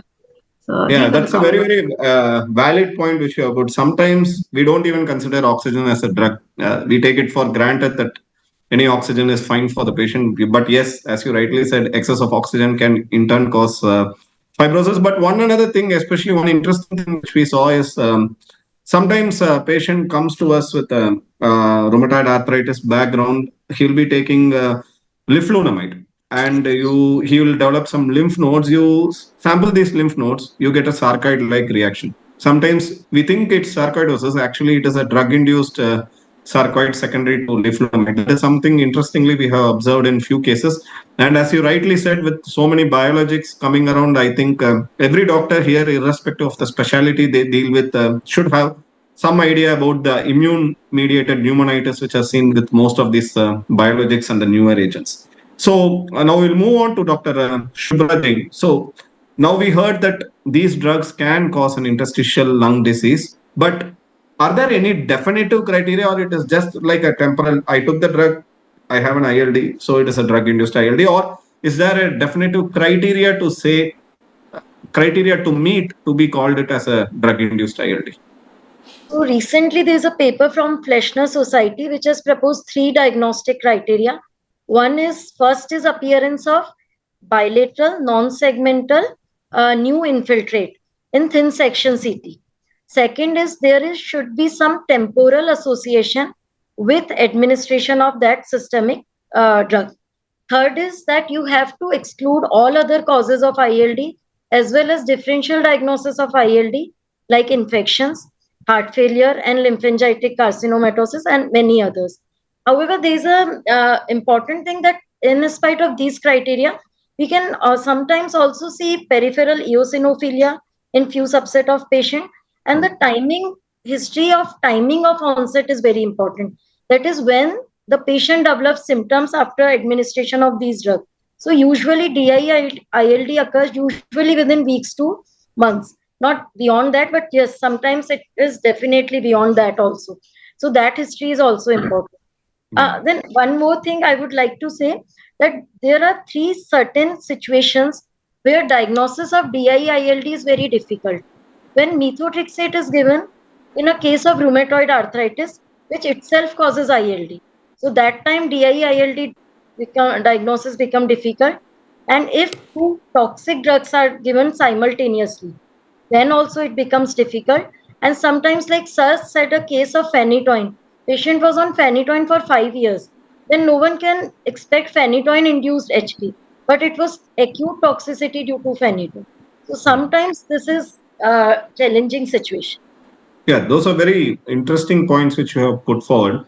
Because many a times now, as we hear through this lecture, it looks like drug-induced ILD is a very simple thing. You have a drug, it causes an ILD. But if you see the prescription of your patient, it will contain some 50 drugs. He will be visiting a pulmonologist, he will be visiting a cardiologist, he will be taking painkillers, more and above adulterated with Ayurvedas, homeopathies, and so on. So I think evaluating a drug-induced ILD actually requires a lot of patience and going into in-depth analysis of their prescription. And whenever we suspect, I think it's worthwhile you spend a lot of time going back through their prescriptions, because the current prescription may not contain the inciting drug. Maybe the prescription previously would have had the drug, and right now the patient might be showing to you a prescription which totally doesn't have the drug. And another thing, one another reason which Dr. Shubhra also touched upon is the eosinophilia. Sometimes it can occur as a part of a DRESS syndrome. So you can have a drug-induced eruptions, eosinophilias. Along with that, also you can have an ILD-like pattern. So these are very, very interesting points, and I think a high index of suspicion, and maybe you become a police officer rather than a doctor whenever you are evaluating a patient of a drug-induced ILD. So with this, we move on to Dr. Sharad. So now we heard the clean Fleshner's criteria for diagnosing drug-induced interstitial lung disease. Is that sufficient, or do you feel there is still a role of a bronchoscopy or a biopsy to confirm an ILD? Because now we have a lot of these cryobiopsies, a lot of access to bronchoscopies, even at periphery centers with a single-use bronchoscopes and so on. So do you feel like the criteria should be more robust rather than just believing on the clinical criteria?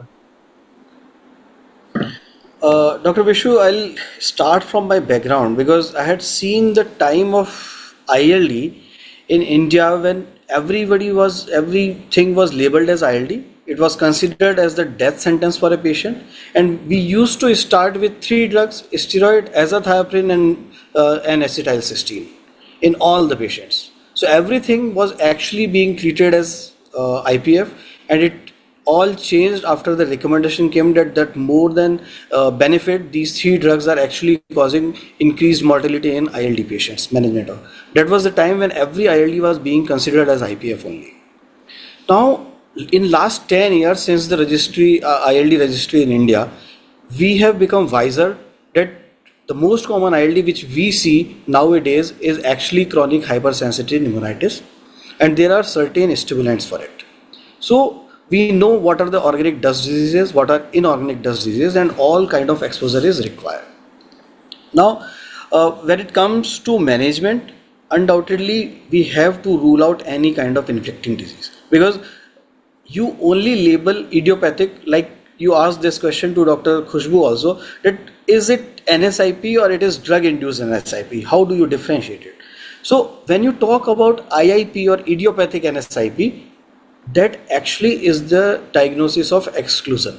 If you cannot correlate it with any of the exposure, may it be drug, may it be inhaled antigen, may it be occupational exposure, anything. So drugs, actually speaking, lungs are the most sensitive organs. Whether it is Bhopal gas kaand, whether it is World Trade Center tragedy, lungs were affected, they are affected. Like Dr. Khushbu said that in silicosis, we see peripherally placed PMF lesions. And in sarcoidosis, typically it is parahilar fibrosis, which is more often seen. But if you come to WTC lung, it actually completely mimics sarcoidosis.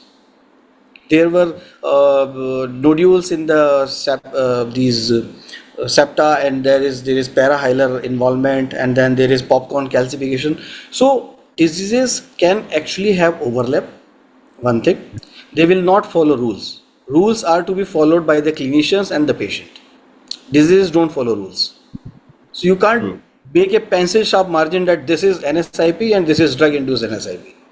Maybe we are not able to identify the antigen, but it is something which is causing this inflicting injury in the lungs. Yeah. And Dr. Right. If I'm not cutting you short, sir, Dr. No, fine. Please. What is your take on this bronchoscopy in drug-induced ILD? Like we heard from Dr. Sharad saying that there can always be an overlap, therefore it is worthwhile to consider possibly a biopsy diagnosis. Would you concur with that, or would you want to, you have a different opinion on that? Sometimes it is very difficult to differentiate. We cannot differentiate whether we are getting the opacities or shadows due to drug-induced injury, or maybe you have an immunocompromised host.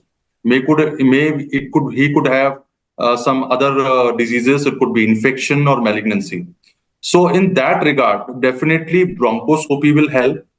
BAL will help.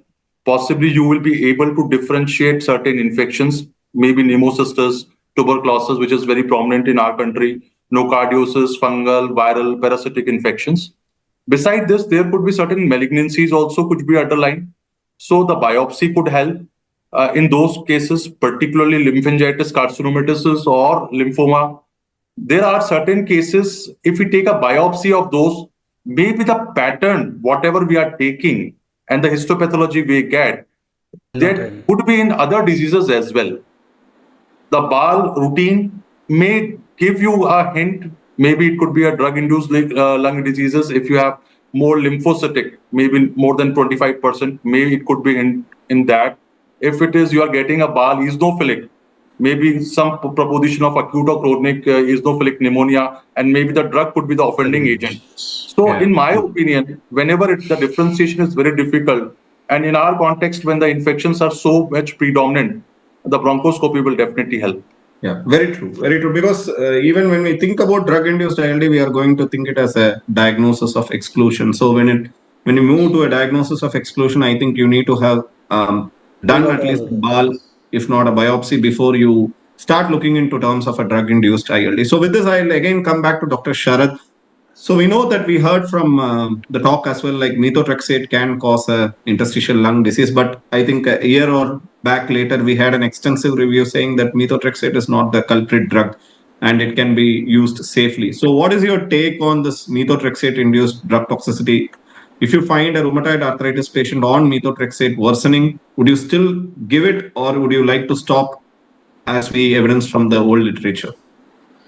So that's the conflict of interest. Whenever we discuss these cases with our rheumatologist colleagues, they will always deny that methotrexate doesn't causes pulmotoxicity. But in my 20 years practice of chest medicine, I have seen at least 6 documented patients myself of methotrexate induced lung injury. There are specific criteria which will be full. The most confusing thing is that methotrexate induced lung injury actually also has presentation with fever. A patient who is on methotrexate and leflunomide or methotrexate and steroids develops interstitial shadows, comes to you with fever, anybody will think of a opportunistic infection or atypical pneumonia or viral pneumonia. So, as rightly discussed with Dr. Bansal also, that you perform bronchoscopy, you rule out active infections, you rule out opportunistic infections, you surrogate markers of infections and sepsis are to be considered. Once everything is done, you stop methotrexate and you see the response of them. Because it's not a common thing, but being placed at a tertiary care center, we very often see unusual cases, rare cases. So I have seen more than 6 methotrexate induced lung injuries. Simultaneously, when a patient is on leflunomide, it is also a notified pulmotoxic drug. True. So I think it's the most probably the add-on effect of leflunomide as well. Yes, undoubtedly. Yes. So as we are speaking about methotrexate, which is again a anti-cancer drug, now we'll move on to Dr. A.K. Singh, sir. So we know that methotrexate has the potential to cause an ILD. So what other anti-cancer drugs in your routine clinical practice you see causing an ILD, and whether oncologists do actually refer you a case with a suspicion of an anti-cancer drug induced ILD? I think the answer is already given by Dr. Padma. I am just adding the 2 points. He has enumerated the number of oncologic drugs which are responsible for development of ILD. The 2 important practical problems is really challenge for the clinician, radiologist and oncologist to make a diagnosis of onco-drug-induced interstitial lung disease. Because the 2 type of presentation, most of the patients, they have interstitial pneumonia like GGO presentation and organizing pneumonia. And both type of presentation is also present in infective pathology. So it's very, very difficult to differentiate whether the extension of malignancy or it is the secondary infection, patient develop pneumonia because it's already having the immunocompromised state. And third thing, it may be in a drug induced. So that should be the diagnosis of exclusion. But I think the bronchoscopy and rule out the infection possibility, a little bit role of the PET-CT is there by which we can predict that this patient is particularly having the drug-induced ILD. Otherwise, diagnosis is very, very difficult for everyone. True, very true. Yeah, even it becomes in fact, if you take a PET-CT scan also, sometimes they may actually be petavid. And you take a biopsy, you end up getting an organizing pneumonia. Now you are in a confusion whether it is a true representation or it is like a part of the lung which you have taken, which is not actually a malignant, which is not your target lesion. So there are lots of ifs and buttons. I want to add with if a patient is having associated lymph node or pleural effusion, it is unlikely to be a drug-induced complication. Probability is more that we are dealing with the more of infection or the malignancy. Yeah, true. That's a very, very, very, very interesting point. Yes, because many times you don't see a lymphadenopathy with a drug-induced ILD. So with this, we move on again to Dr. Padma, who started all this discussion about the drug-induced ILD. So now we have entire gamut of biologics where humans have actually become the guinea pigs. So you don't have very robust data dating back to years. We just have a data for 5 years, maybe, for an FDA to approve the safety of the drug. And we start using it left, right, and center on almost every patient. And even pulmonologists are crazy about using these drugs off late. So, what do you really see? Especially when these biologics are used, there is always a possibility of an immune mediated toxicity to the lung, but it becomes very difficult to establish an immune mediated toxicity to the lung because the greatest mimickers are the ILD progression per se or an overlying infection. So in your experience, how do you say that this biologic is causing this ILD and not the infection or the disease progression per se? Yeah, so usually we need to make use of tools, most important interventional role like a bronchoscopy and a bronchoalveolar lavage. There's no definite, diagnosis. A BAL usually helps to exclude an infection.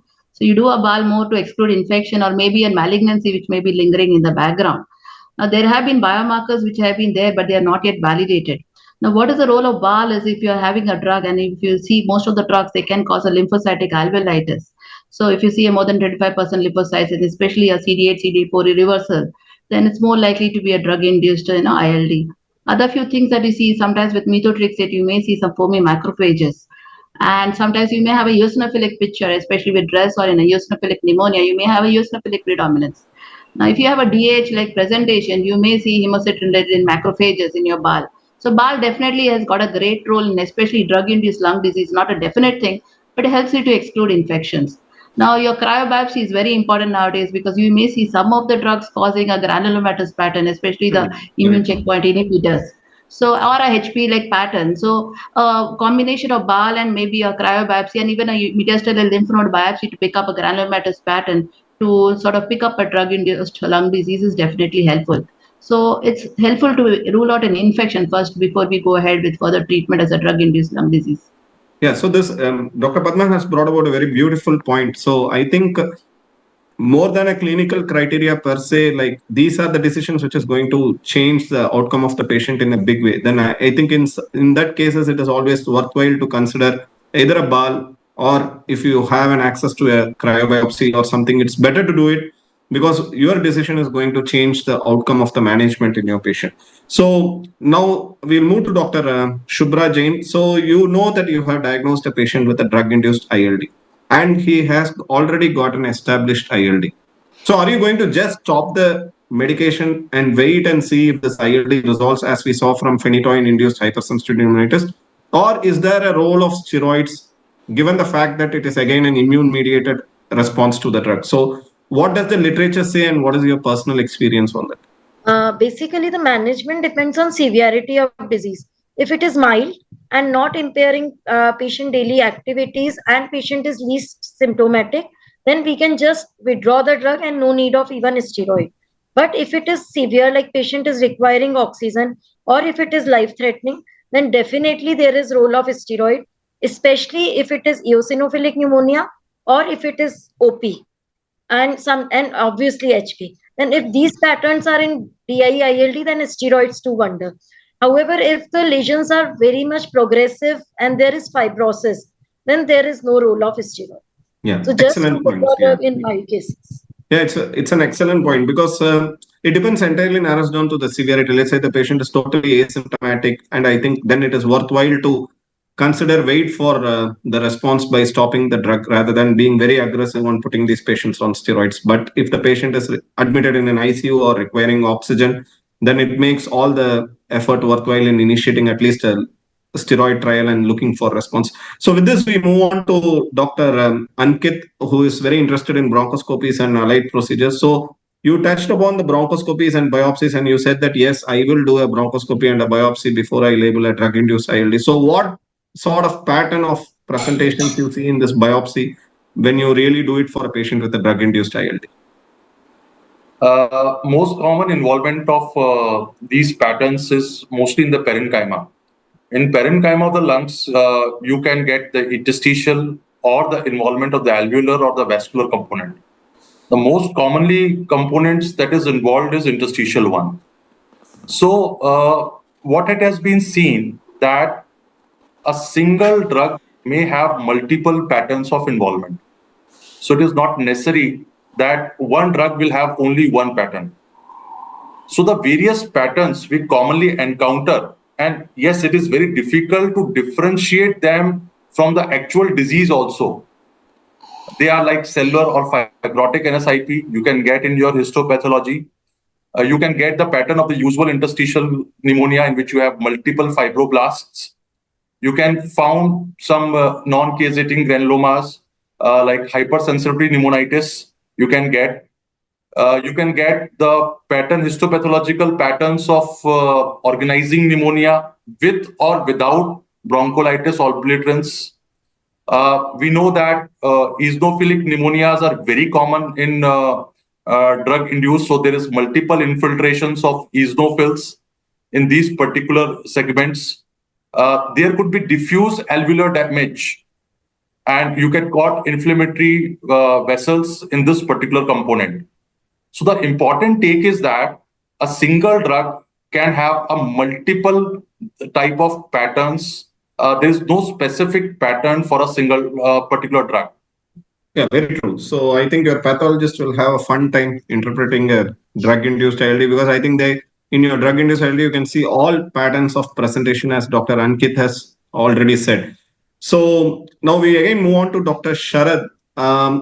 So in your clinical practice, once you diagnose a patient with a drug-induced ILD and you stop this patient of the offending drug, have you seen that even after stopping, there was a progression of this ILD in certain cases, or it is always a static phenomenon, or does it behave like some sort of a chronic radiation pneumonitis, where even after stopping the radiation after a few years, still the patient can develop some sort of a residual lung damage? So, in non-neoplastic diseases, whenever we see drug-induced ILD, stopping the drug and introducing steroid as per the severity, most often we have seen resolution of the disease. It's not progressive, rather it is one of the most responsive ILD which we see in our practice. But when it comes to neoplastic patient developing ILD to anti-cancer drugs or complicated by radiation, then definitely even after stopping the drug, either the disease is static, and in couple of patients I remember that the ILD was extensively progressive, and unfortunately that led to the fatality in the patient.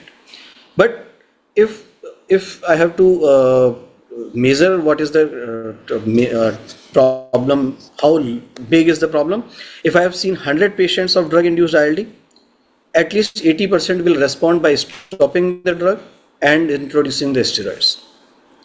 Of neoplastic patients, 2 patients I have lost because of progressive ILD. Despite of stopping the drug, they had progressive ILD, because these patients were not only on chemotherapy, they also had radiation. Yeah. Excellent points. Because this is something which we have to note, especially as Dr. Sharath has said, in cancer patients, because these patients don't not only receive biologics or medications, they also receive radiation. So it becomes really difficult for you to say whether what you're dealing is a case of a drug-induced pneumonitis or a chronic radiation pneumonitis. So if you have a chronic radiation pneumonitis, still you are justified in putting these patients on mild dose of steroids. So that has a therapeutic implication. So this is a very, very interesting point. And as Dr. Sharath has said, even in our experience, most of these drug-induced ILDs, they tend to not progress once the offending drug is de-escalated, just like what happens in hypersensitivity pneumonitis. You know the offending antigen exposure, you stop the antigen exposure, the outcomes are going to be much better. But I'll move on to Dr. A.K. Singh, sir.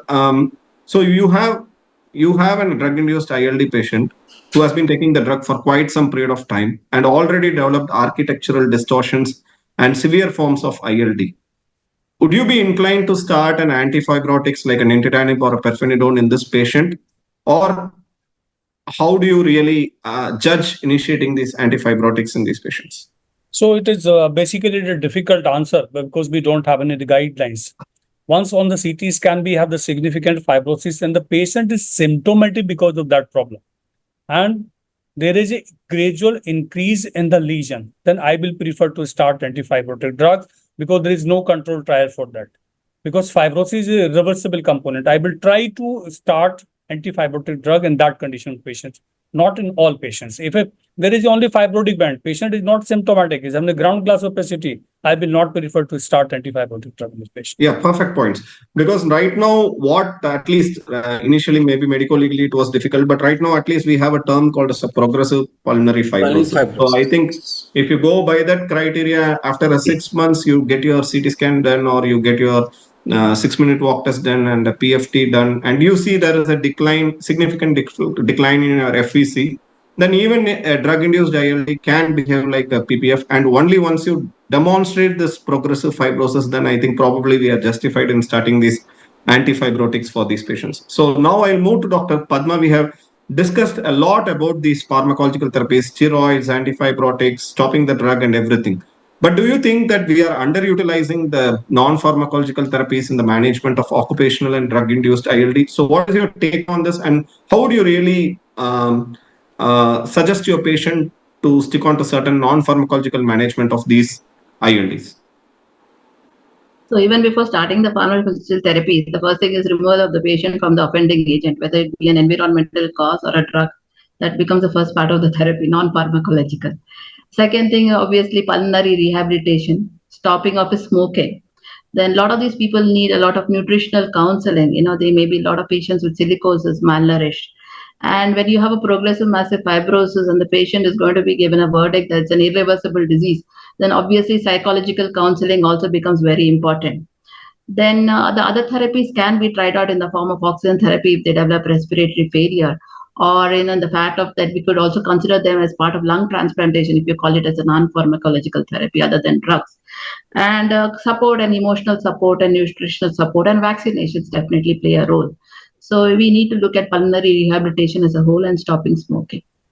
Yeah, excellent point. So yeah, that's what actually most of us tend to forget or don't see a dramatic response in a short period of time with non-pharmacological therapy, but that is the one thing which actually changes the quality of life of patient. So I think we need to adhere to these non-pharmacological managements, and at least we need to discuss with them what are the realistic life goals which they have, especially when you're dealing with some sort of an advanced forms of interstitial lung disease. So with this, I'll move to Dr. Shubhra. So what is your opinion on vaccination in these patients with occupational and drug-induced ILD? I know that we have a lot of guidelines on these. So what would you suggest to your patients? Which all vaccines would you want to choose, given now you have an entire gamut of adult vaccination program? So just if we talk in short, that we know that infections are exacerbators of ILD, and they are also causing progression of ILD. So usually I advise pneumococcal vaccine as well as influenza vaccine yearly, and if patient is elderly, also herpes vaccine. Yeah. So any cutoff you want to choose for a herpes vaccine? So if you go by these gold guidelines, that is for COPD per se, but we really don't see actually a direct evidence for herpes vaccination providing a clinically meaningful benefit in a COPD, but the gold guidelines have recommended it. So what sort of patients? What sort of patients do you choose? Is there any immunocompromised patients with a diabetes, elderly, or it is like a random any patient with an ILD, you go ahead with a herpes? No. So if the patient is immunosuppressed, and especially if patient is elderly, like more than 65, and if on immunosuppressive medication, then we can advise. But the most two important vaccine are pneumococcal and influenza. Yeah. And again, one more question to you, Dr. Subrasan. You have an extensive experience with the silicosis and tuberculosis. So do you see any role of a quantiferon TB gold and an INH prophylaxis in your silicosis ILD patient? So right now the government has come with a TB preventive program. But when it comes to silicosis, are you 100% sure that you have ruled out tuberculosis before you initiating this patient on a TPT? Look, like Indian guidelines though do not suggest TPT for silicosis, but WHO has selected few patients in which one is silicosis, and if you have ruled out completely tuberculosis by either BAL doing bronchoscopy or BAL or anything else, or sign and symptoms are not suggestive of TB, then you should do either MT test or IGRA. And if that comes out to be IGRA is positive and you have ruled out tuberculosis, then you can give TPT prophylaxis. if we talk about developed countries, but it is not in India. Yeah. So, but my doubt is, let's say that you have a patient of silicosis. You have found out that he doesn't have active tuberculosis at present. You do a quantiferon on TB, it comes positive. You initiate this patient on 6 months of INH therapy. What is the justification that this patient is never going to have another episode of tuberculosis in his lifetime? And wouldn't it breed a sort of a INH monodrug resistance in a later stage? Or what is your experience? Is it is it only a hypothetical possibility, or is it something in reality do you see on your day-to-day practice? So if we talk in reality, this also applies for household contacts. Like government is giving INH prophylaxis to all household contacts of tuberculosis patient. Even so, these patients can also develop in future tuberculosis. So that holds both for silicosis and HHC. So if we talk practically, India is an endemic country for tuberculosis. So I will not prefer TPT for silicosis patients because usually, actually, these patients had already taken 1 or 2 courses of ATT when they usually come to us. And TB is rampant in silicosis because of macrophage dysfunction. So it is usually they have taken courses. So I won't give TPT to these patients because of problem of INH resistance as well. So this is a very, very controversial thing. That is why I thought I will ask you, because we are giving, but there is no justification that this patient will never pick up another set of a tuberculosis, and that wouldn't be a INH drug resistant tuberculosis. So this also brings us to a very important thing that we should possibly, when these patients develop tuberculosis later in the life, it is always worthwhile to send for a line probe assay as well as to rule out these monodrug resistance, because many of these patients would have developed would have received a TPT or would have had a prior history of tuberculosis. So they are more prone to develop these severe forms of drug resistant tuberculosis. So now we move on to Dr. Ankit. So right now, even at our center, we had very good successful outcome of a silicosis patient who has got a destroyed lung, undergoing a lung transplantations and doing fairly well. This is almost like 6 months or 8 months after the transplant. So would you really refer a patient with an occupational lung disease like a silicosis for a transplant?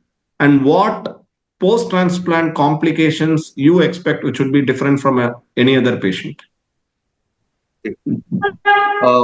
Basically, when we are clinically assessing our patient, then it is important that we see what is the lung reserve.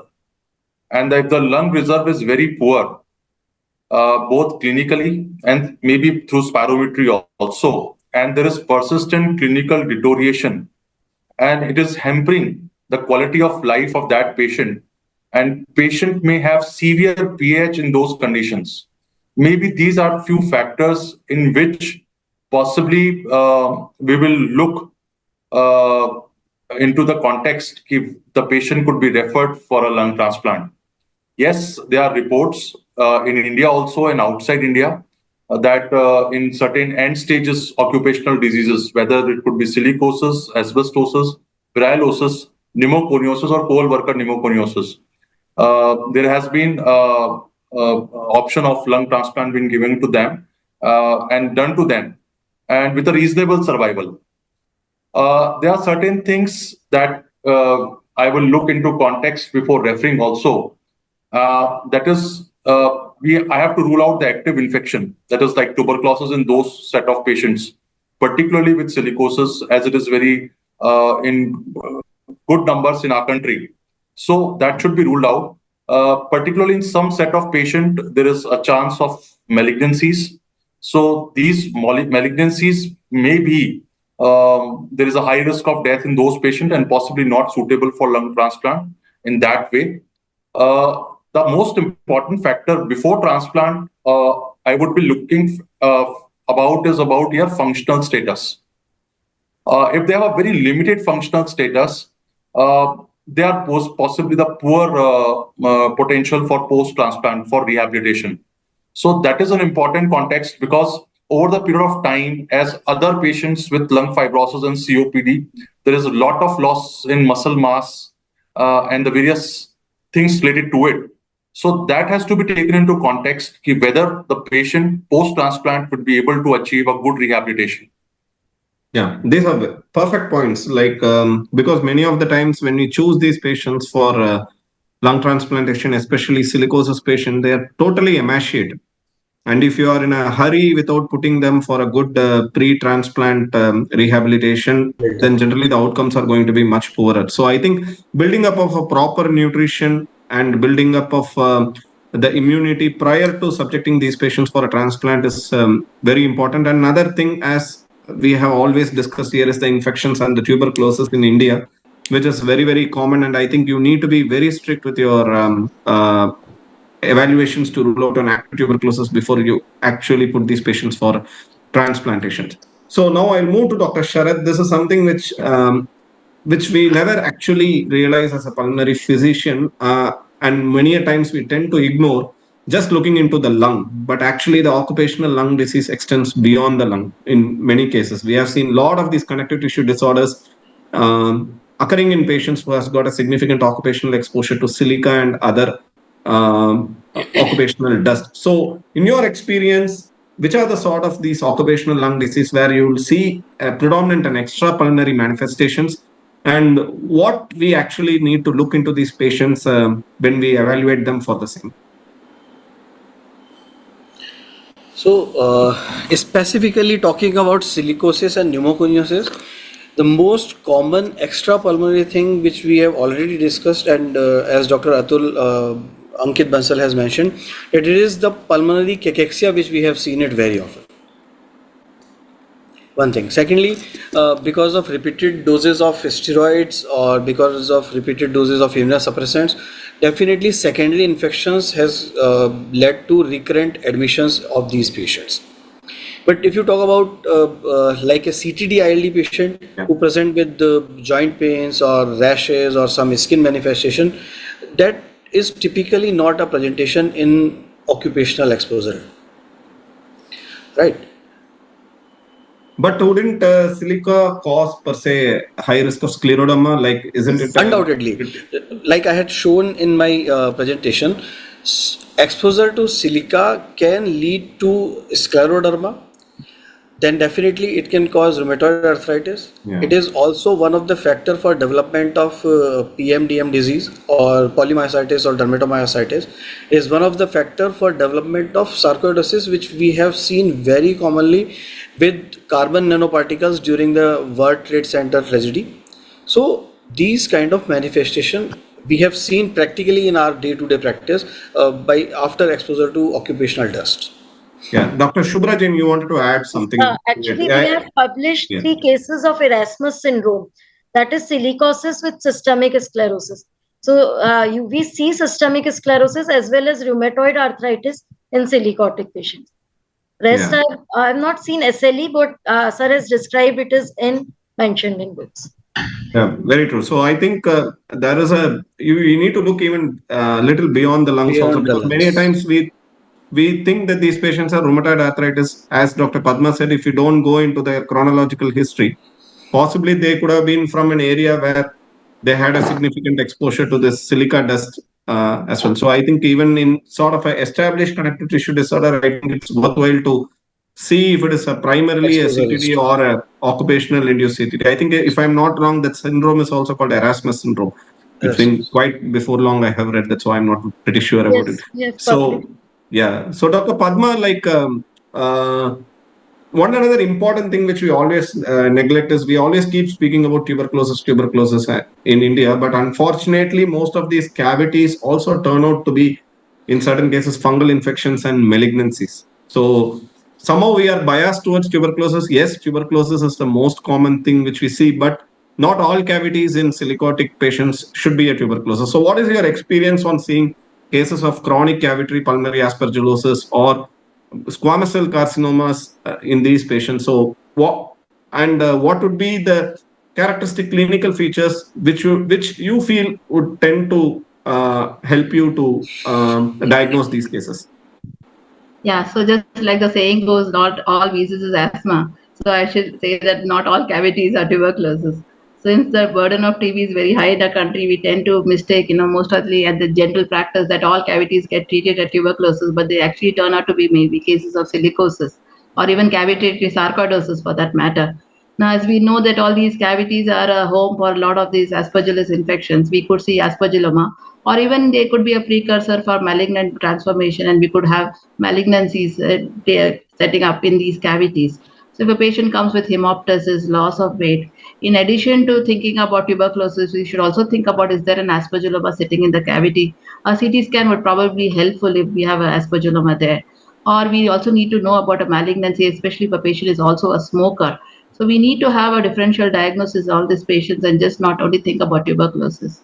We need to think about aspergilloma as well as a malignancy coming up in a pre-existing cavity.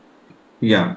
So I think here comes the most important role of the serial radiographies in these silicotic patients, because at a first instance you just see, you don't know whether it is the same cavity which existed or is it a new cavity. So many a times what really happens is either the doctor doesn't ask for the serial scans, like serial x-rays. At least even you don't need a scan. If you see the serial x-rays and if there is a progression of the lesion, then that may be the earliest sign before it actually forms a cavity, and for you to interpret it as either a tuberculosis or a malignancy or a chronic cavitary pulmonary aspergillosis.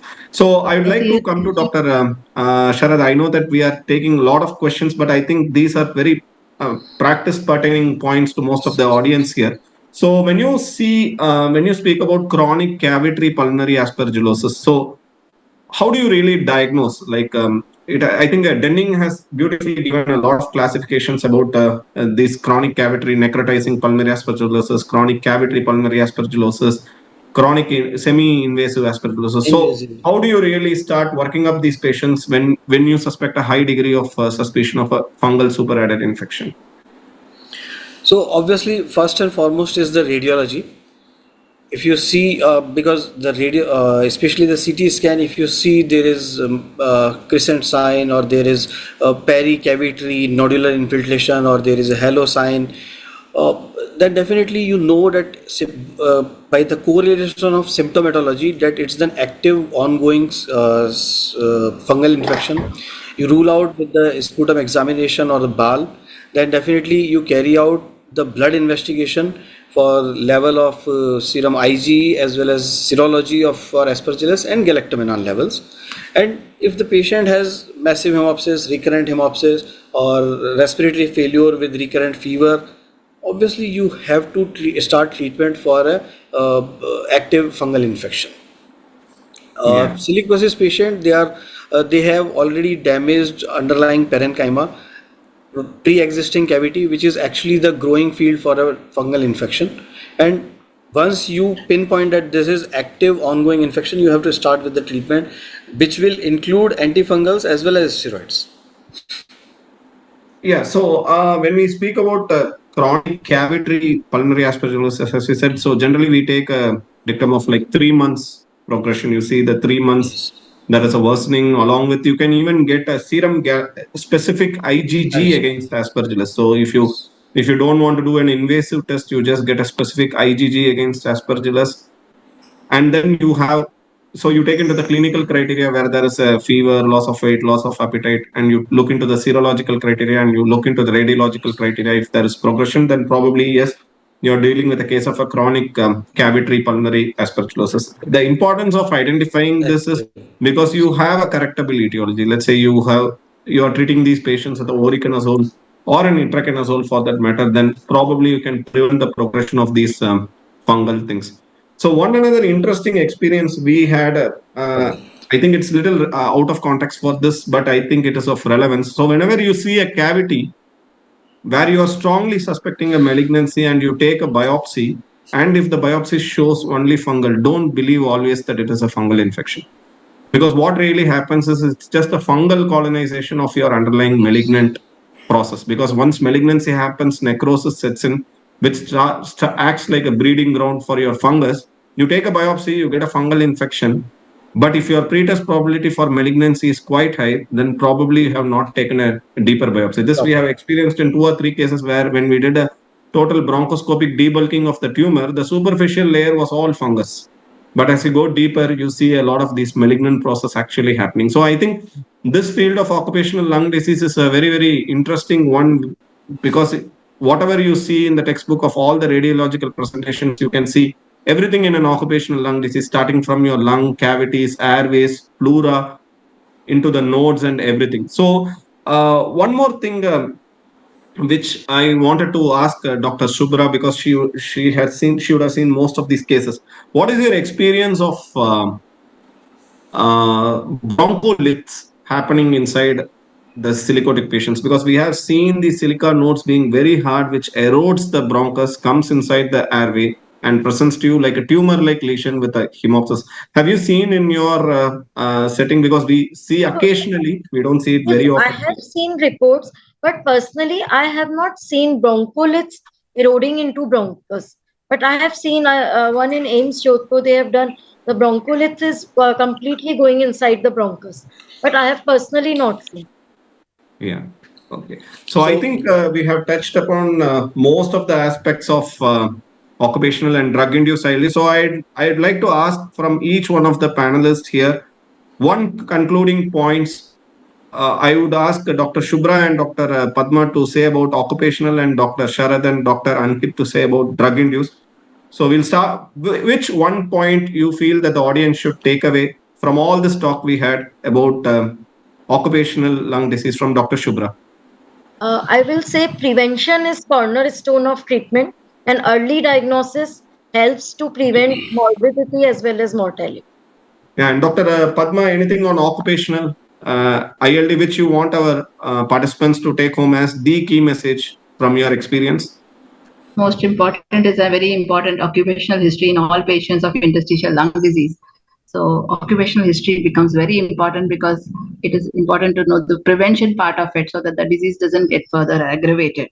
And obviously even for compensation purposes. So Yeah. occupational history in detail, including the chronology I kept telling, becomes important. Yeah. And Dr. Ankit, from drug-induced ILD point of view, one thing which you want our audience to remember? Suspicion is very important. So, better chronology of the clinical disease, any change in radiological pattern, you need to take a detailed history of drugs the patient is taken. Maybe something is causing that unusual pattern. Yeah. And Dr. Sharad, anything with respect to the diagnosis and management? One point for the audience here? most importantly, high degree of suspicion is first and foremost. So if you see that your radiological pattern and symptomatology of a particular patient is not fitting in a pre-existing any of the lung disease, do evaluate what is prescription he is following, what is the new drug introduced to his prescription, and whether it can be one of the inflicting injury leading to lung damage. One thing, if you suspect any of the drug, please do search it on pneumotox.com. And I will like to address one thing also. Drugs not only cause ILD, they can actually cause pulmonary edema, they can cause pleural effusion, and they can cause mediastinal lymphadenopathy. If you clinically search this on pneumotox, you will get n number of drugs which are labeled to cause lymphadenopathy. In fact, phenytoin can cause lymphadenopathy. So it's not only interstitial pneumonitis which happens because of drugs. True. I had one very bad argument with the oncologist that patient developed pleural effusion and they were suspecting tuberculosis. Actually, it was pleural effusion secondary to dasatinib. True. True. Very true. So, high degree of suspicion, cross-check all the drug-related information on pneumotox.com. It's a boon. It's a very good site which tells you each and every side effect which a drug can cause in lungs. So I think we have had interesting points. So from my side, as Dr. Sharad said, if you have a doubt, go to Pneumotox. That is the simplest thing which you can do. Number two, always consider occupation and drug as a cause of ILD. Many a times you don't look into it. You are evaluating ANA, you are evaluating anti-CCP. Even we go to the point of myositis, but we never go back to the history to look for occupation and drug. Always see your prescriptions of your patients and ask if they are taking any drug beyond your prescription. In India, you have alternate systems of medicine for which we don't know what is the exact pathological effects it's going to have on your lungs. So always look into the alternative prescriptions, always go back to the previous prescriptions. And before you label anything as an idiopathic NSIP, that was the first question we had, and that's a very valid point. It is going to be idiopathic just because we don't know. It is not a diagnosis per se by itself. We don't know, and we don't know can be because of an occupation or because of a drug. So I think I thank all my panelists for an excellent contribution. But I think we have got some few questions from the audience as well. So I'll just start off with again our panelist, Dr. Ankit. Can ACE and ARB cause an ILD? Have you noticed? They have been known to cause mainly the cuff syndrome, but not really the interstitial lung disease. Yes, but there is a different type of mechanism there. Maybe the bradykinin contribution could be there. So not really. True. So even I think none of us have really seen it, but maybe if you go to pneumotox, you may still find an evidence possibly that may be causing an ILD. Yes. So, and there is one case report of something called a MESA syndrome where subclinical ILD has been reported in smokers with ARB. Just came across the report. Can you repeat the syndrome, ma'am? Yeah, it is MESA, I think. So MESA syndrome or MESA article that they had reported of subclinical ILD in smokers. So that's what so now as you Google, you are going to get more and more. So go to the pneumotox if you have a doubt, because any drug has a potential to cause a ILD. And to Dr. Padma, which type of occupational ILD would you like to go for a biopsy? That's from Dr. Dheeraj Jaiswal from Madhya Pradesh.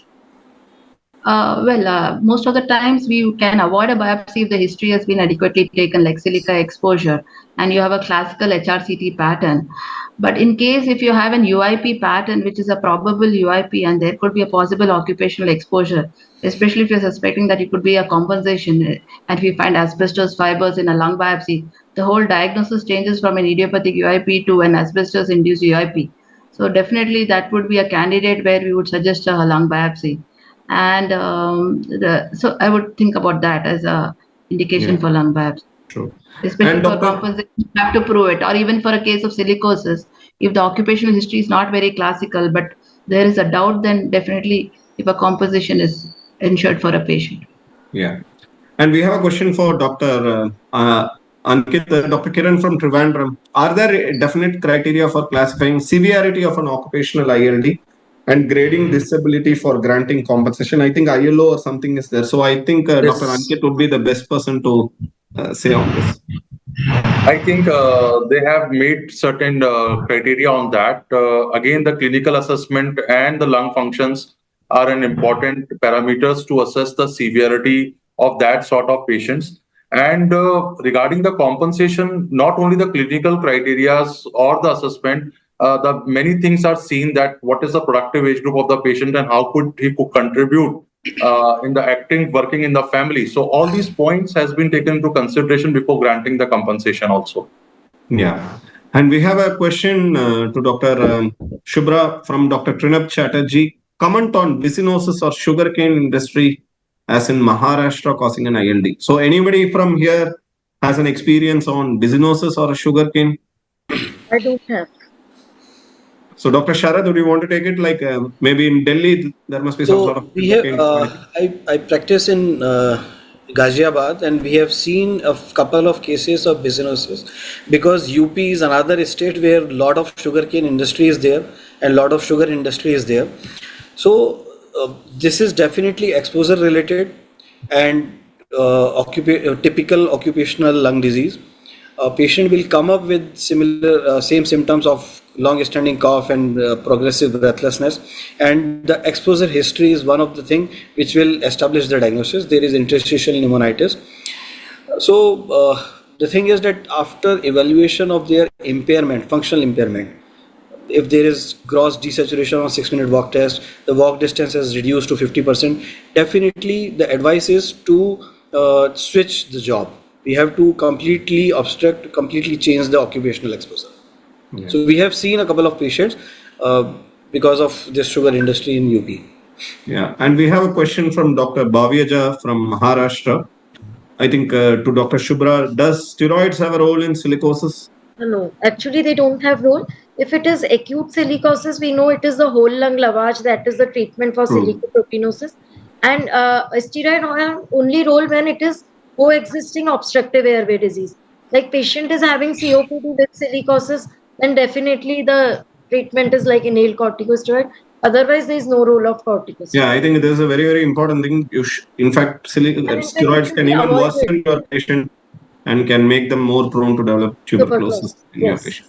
Yes. So I think we have a question to Dr. Padma from Dr. Rida from Maharashtra. So any characteristic features of asbestosis? I think that is something which we need to discuss. Yeah, so as I said, for asbestosis, a lung biopsy, and you see the classical asbestos fibers, the spiral asbestos. Now that we know the importance, but as one of the panelists said about shipbreaking industry still going on in Gujarat, so we may still have workers who have been exposed to this, and the incidence of UIP developing in them. So a lung biopsy and finding the asbestos fibers in the lung biopsy sample, especially a cryobiopsy also, would be helpful in diagnosing. True. And including a BAL, finding the asbestos fibers. And I think even radiologically, when you have a lot of these pleural calcifications, especially involving the mediastinal pleura, I think you should be little wary. Probably they could have had an exposure of asbestosis. And again to Dr. Shubhra, I think there is a comment about NTP. I think we touched upon it enough. So I'll go to Dr. Sharad again from Dr. Trinap Chatterjee. How many days of cardrone or a nitrofurantoin consumption usually causes ILD? Is it an acute or a subacute? And maybe hypersensitive pneumonitis or it after a prognosis? I think basically sir wanted to ask about what is the duration? Is it a dose-dependent toxicity, or what do you suspect in a case with a amiodarone-induced toxicity? So amiodarone, when it talks, it is actually dose-dependent toxicity, and it is the deposition of the drug which causes hyper intense signal in the radiology. It is dose dependent and is not an acute hypersensitive pneumonitis type of picture, which will come with first or second dose of it, right? Yeah. So I think amiodarone is more of a chronic. You just generally happens after 6 months to 12 months of use, because I think the cumulative dose you require is in grams, like for you to develop amiodarone toxicity. In fact, not only pulmonary fibrosis, it can cause cirrhosis of liver also. Liver, yes, very true. Cumulative doses. Very true. And another question we have. Okay, I think again from Dr. I think we touched upon it. What are the DDs of drug-induced ILD? I think any ILD is a DD for a drug-induced ILD. So I think there's one other interesting question. Maybe I can answer. In paraquat poisoning, oxygen-induced fibrosis is very common. Very true. So whenever you see a paraquat poisoning, our target saturation is hardly like 85%. You don't keep more than that, because oxygen per se can cause lung fibrosis. And Dr. Ankit, how airways get affected in drug-induced ILD? Any experience with airway involvement in drug-induced ILD? Not really, more of a parenchymal, but definitely they can also be impacted. A certain inflammatory process may be going on. Yeah. So I don't think bronchiolitis may be one such things where there's an element of a small airway involvement in causing, because again lymphocytic infiltrations of the surrounding the bronchial distribution. So surely bronchiolitis is one thing. Secondly, when there is drug-induced hypersensitive pneumonitis, it will always cause obstructive airway disease. Yeah, true. It's a more of an airway-centric ILD. And we have a question from Dr. Shrayami Saha from West Bengal. What is the prognosis of post-transplant in case of silicosis? I think we have 2 cases. Both of them till now are doing good. But as we said earlier, you need to rule out active infections, especially tuberculosis, build up their nutrition and put them on an intense pre- and a post-transplant rehabilitation. So again, I'll go to Dr. Ankit. We have Bhavyaja from Maharashtra, who is, I think, the best audience of the day. So many questions. So what will be the BAL finding in drug-induced ILD? As previously discussed also in the panel discussion, maybe you could find more of a lymphocytic presentation if more than 25% of the total counts. Maybe it could be contributing to that. Similarly, there are certain patients who have acute and chronic eosinophilic pneumonia. If more than 25% of eosinophils, again, that could contribute to drug-induced lung injury. Yeah. And we have another question from Dr. Sanket from Maharashtra. Prognosis in case of Occupational ILD and drug-induced ILD, we have discussed, it depends entirely upon the severity of presentation. If you're going to have a severe presentation, probably prognosis can be little lower. But as we discussed earlier, drug-induced ILD tend to have a better prognosis because you stop the offending drug, they do much better. I think we have a competition for the best audience. Again, Dr. Shreyami Saha from West Bengal. How to differentiate between cold workers pneumoconiosis and silicosis. To Dr. Shubhra Jain, how do you like to differentiate cold workers pneumoconiosis from silicosis? I think history will be more suggestive in cold worker, and Dr. Khushbu also pointed out some CT features which can differentiate between silicosis and cold workers. Yeah, generally cold workers tend to have more of these emphysematous patterns and less of lymph node calcifications, unlike the silicosis, which presents either with more of eggshell calcifications, the typical eggshell ones, as well as they present with progressive massive fibrosis. Whereas cold workers is more of emphysematous sort of presentation because it mimics like a smoker, like it's and all Kaplan like syndrome is also seen in cold worker with rheumatoid arthritis. True, cavitating nodules. Yeah, very true. And we have from Dr. Shaibas, someone from Maharashtra. Does a normal chest X-ray exclude the diagnosis of extrinsic allergic alveolitis? Absolutely not. Because if you get an expiratory scan, you can still pick up some sort of an air trapping when you deal with expiratory extrinsic allergic alveolitis. So what is the role of BAL? We have already touched upon what are the different types of findings seen in drug-induced ILD. I think we had an extensive discussion. And again, Shaibas has asked, does HRCT of asbestosis resemble COP, cryptogenic fibrosing alveolitis? The answer is no. It can have a COP presentation, but along with that, it also generally it presents as an IPF-like presentation along with a pleural calcification. Again, Dr. Shaibas from Maharashtra, occupational ILD with a focal lung volume loss. When you have a focal lung volume loss, always think there could be an endoluminal obstruction, maybe a bronchiolith, which is causing a chronic post-obstructive pneumonia and a fibrosis, or a tumor, which is causing in an occupational lung disease patient, which is causing a focal volume loss. Again, we have from Dr. Shushma from Uttar Pradesh. I think we have done with most of the questions, and I think it was a very exhaustive and very informative for at a personal level as well. And I hope that every audience here would have had some sort of practice changing points which they will carry away from this webmate. And I think we have run short of time, and I think we have gone beyond the time limit. And like just like in ICC, where you have some penalty for overcrossing the over limit, I think we have overcrossed the time limit.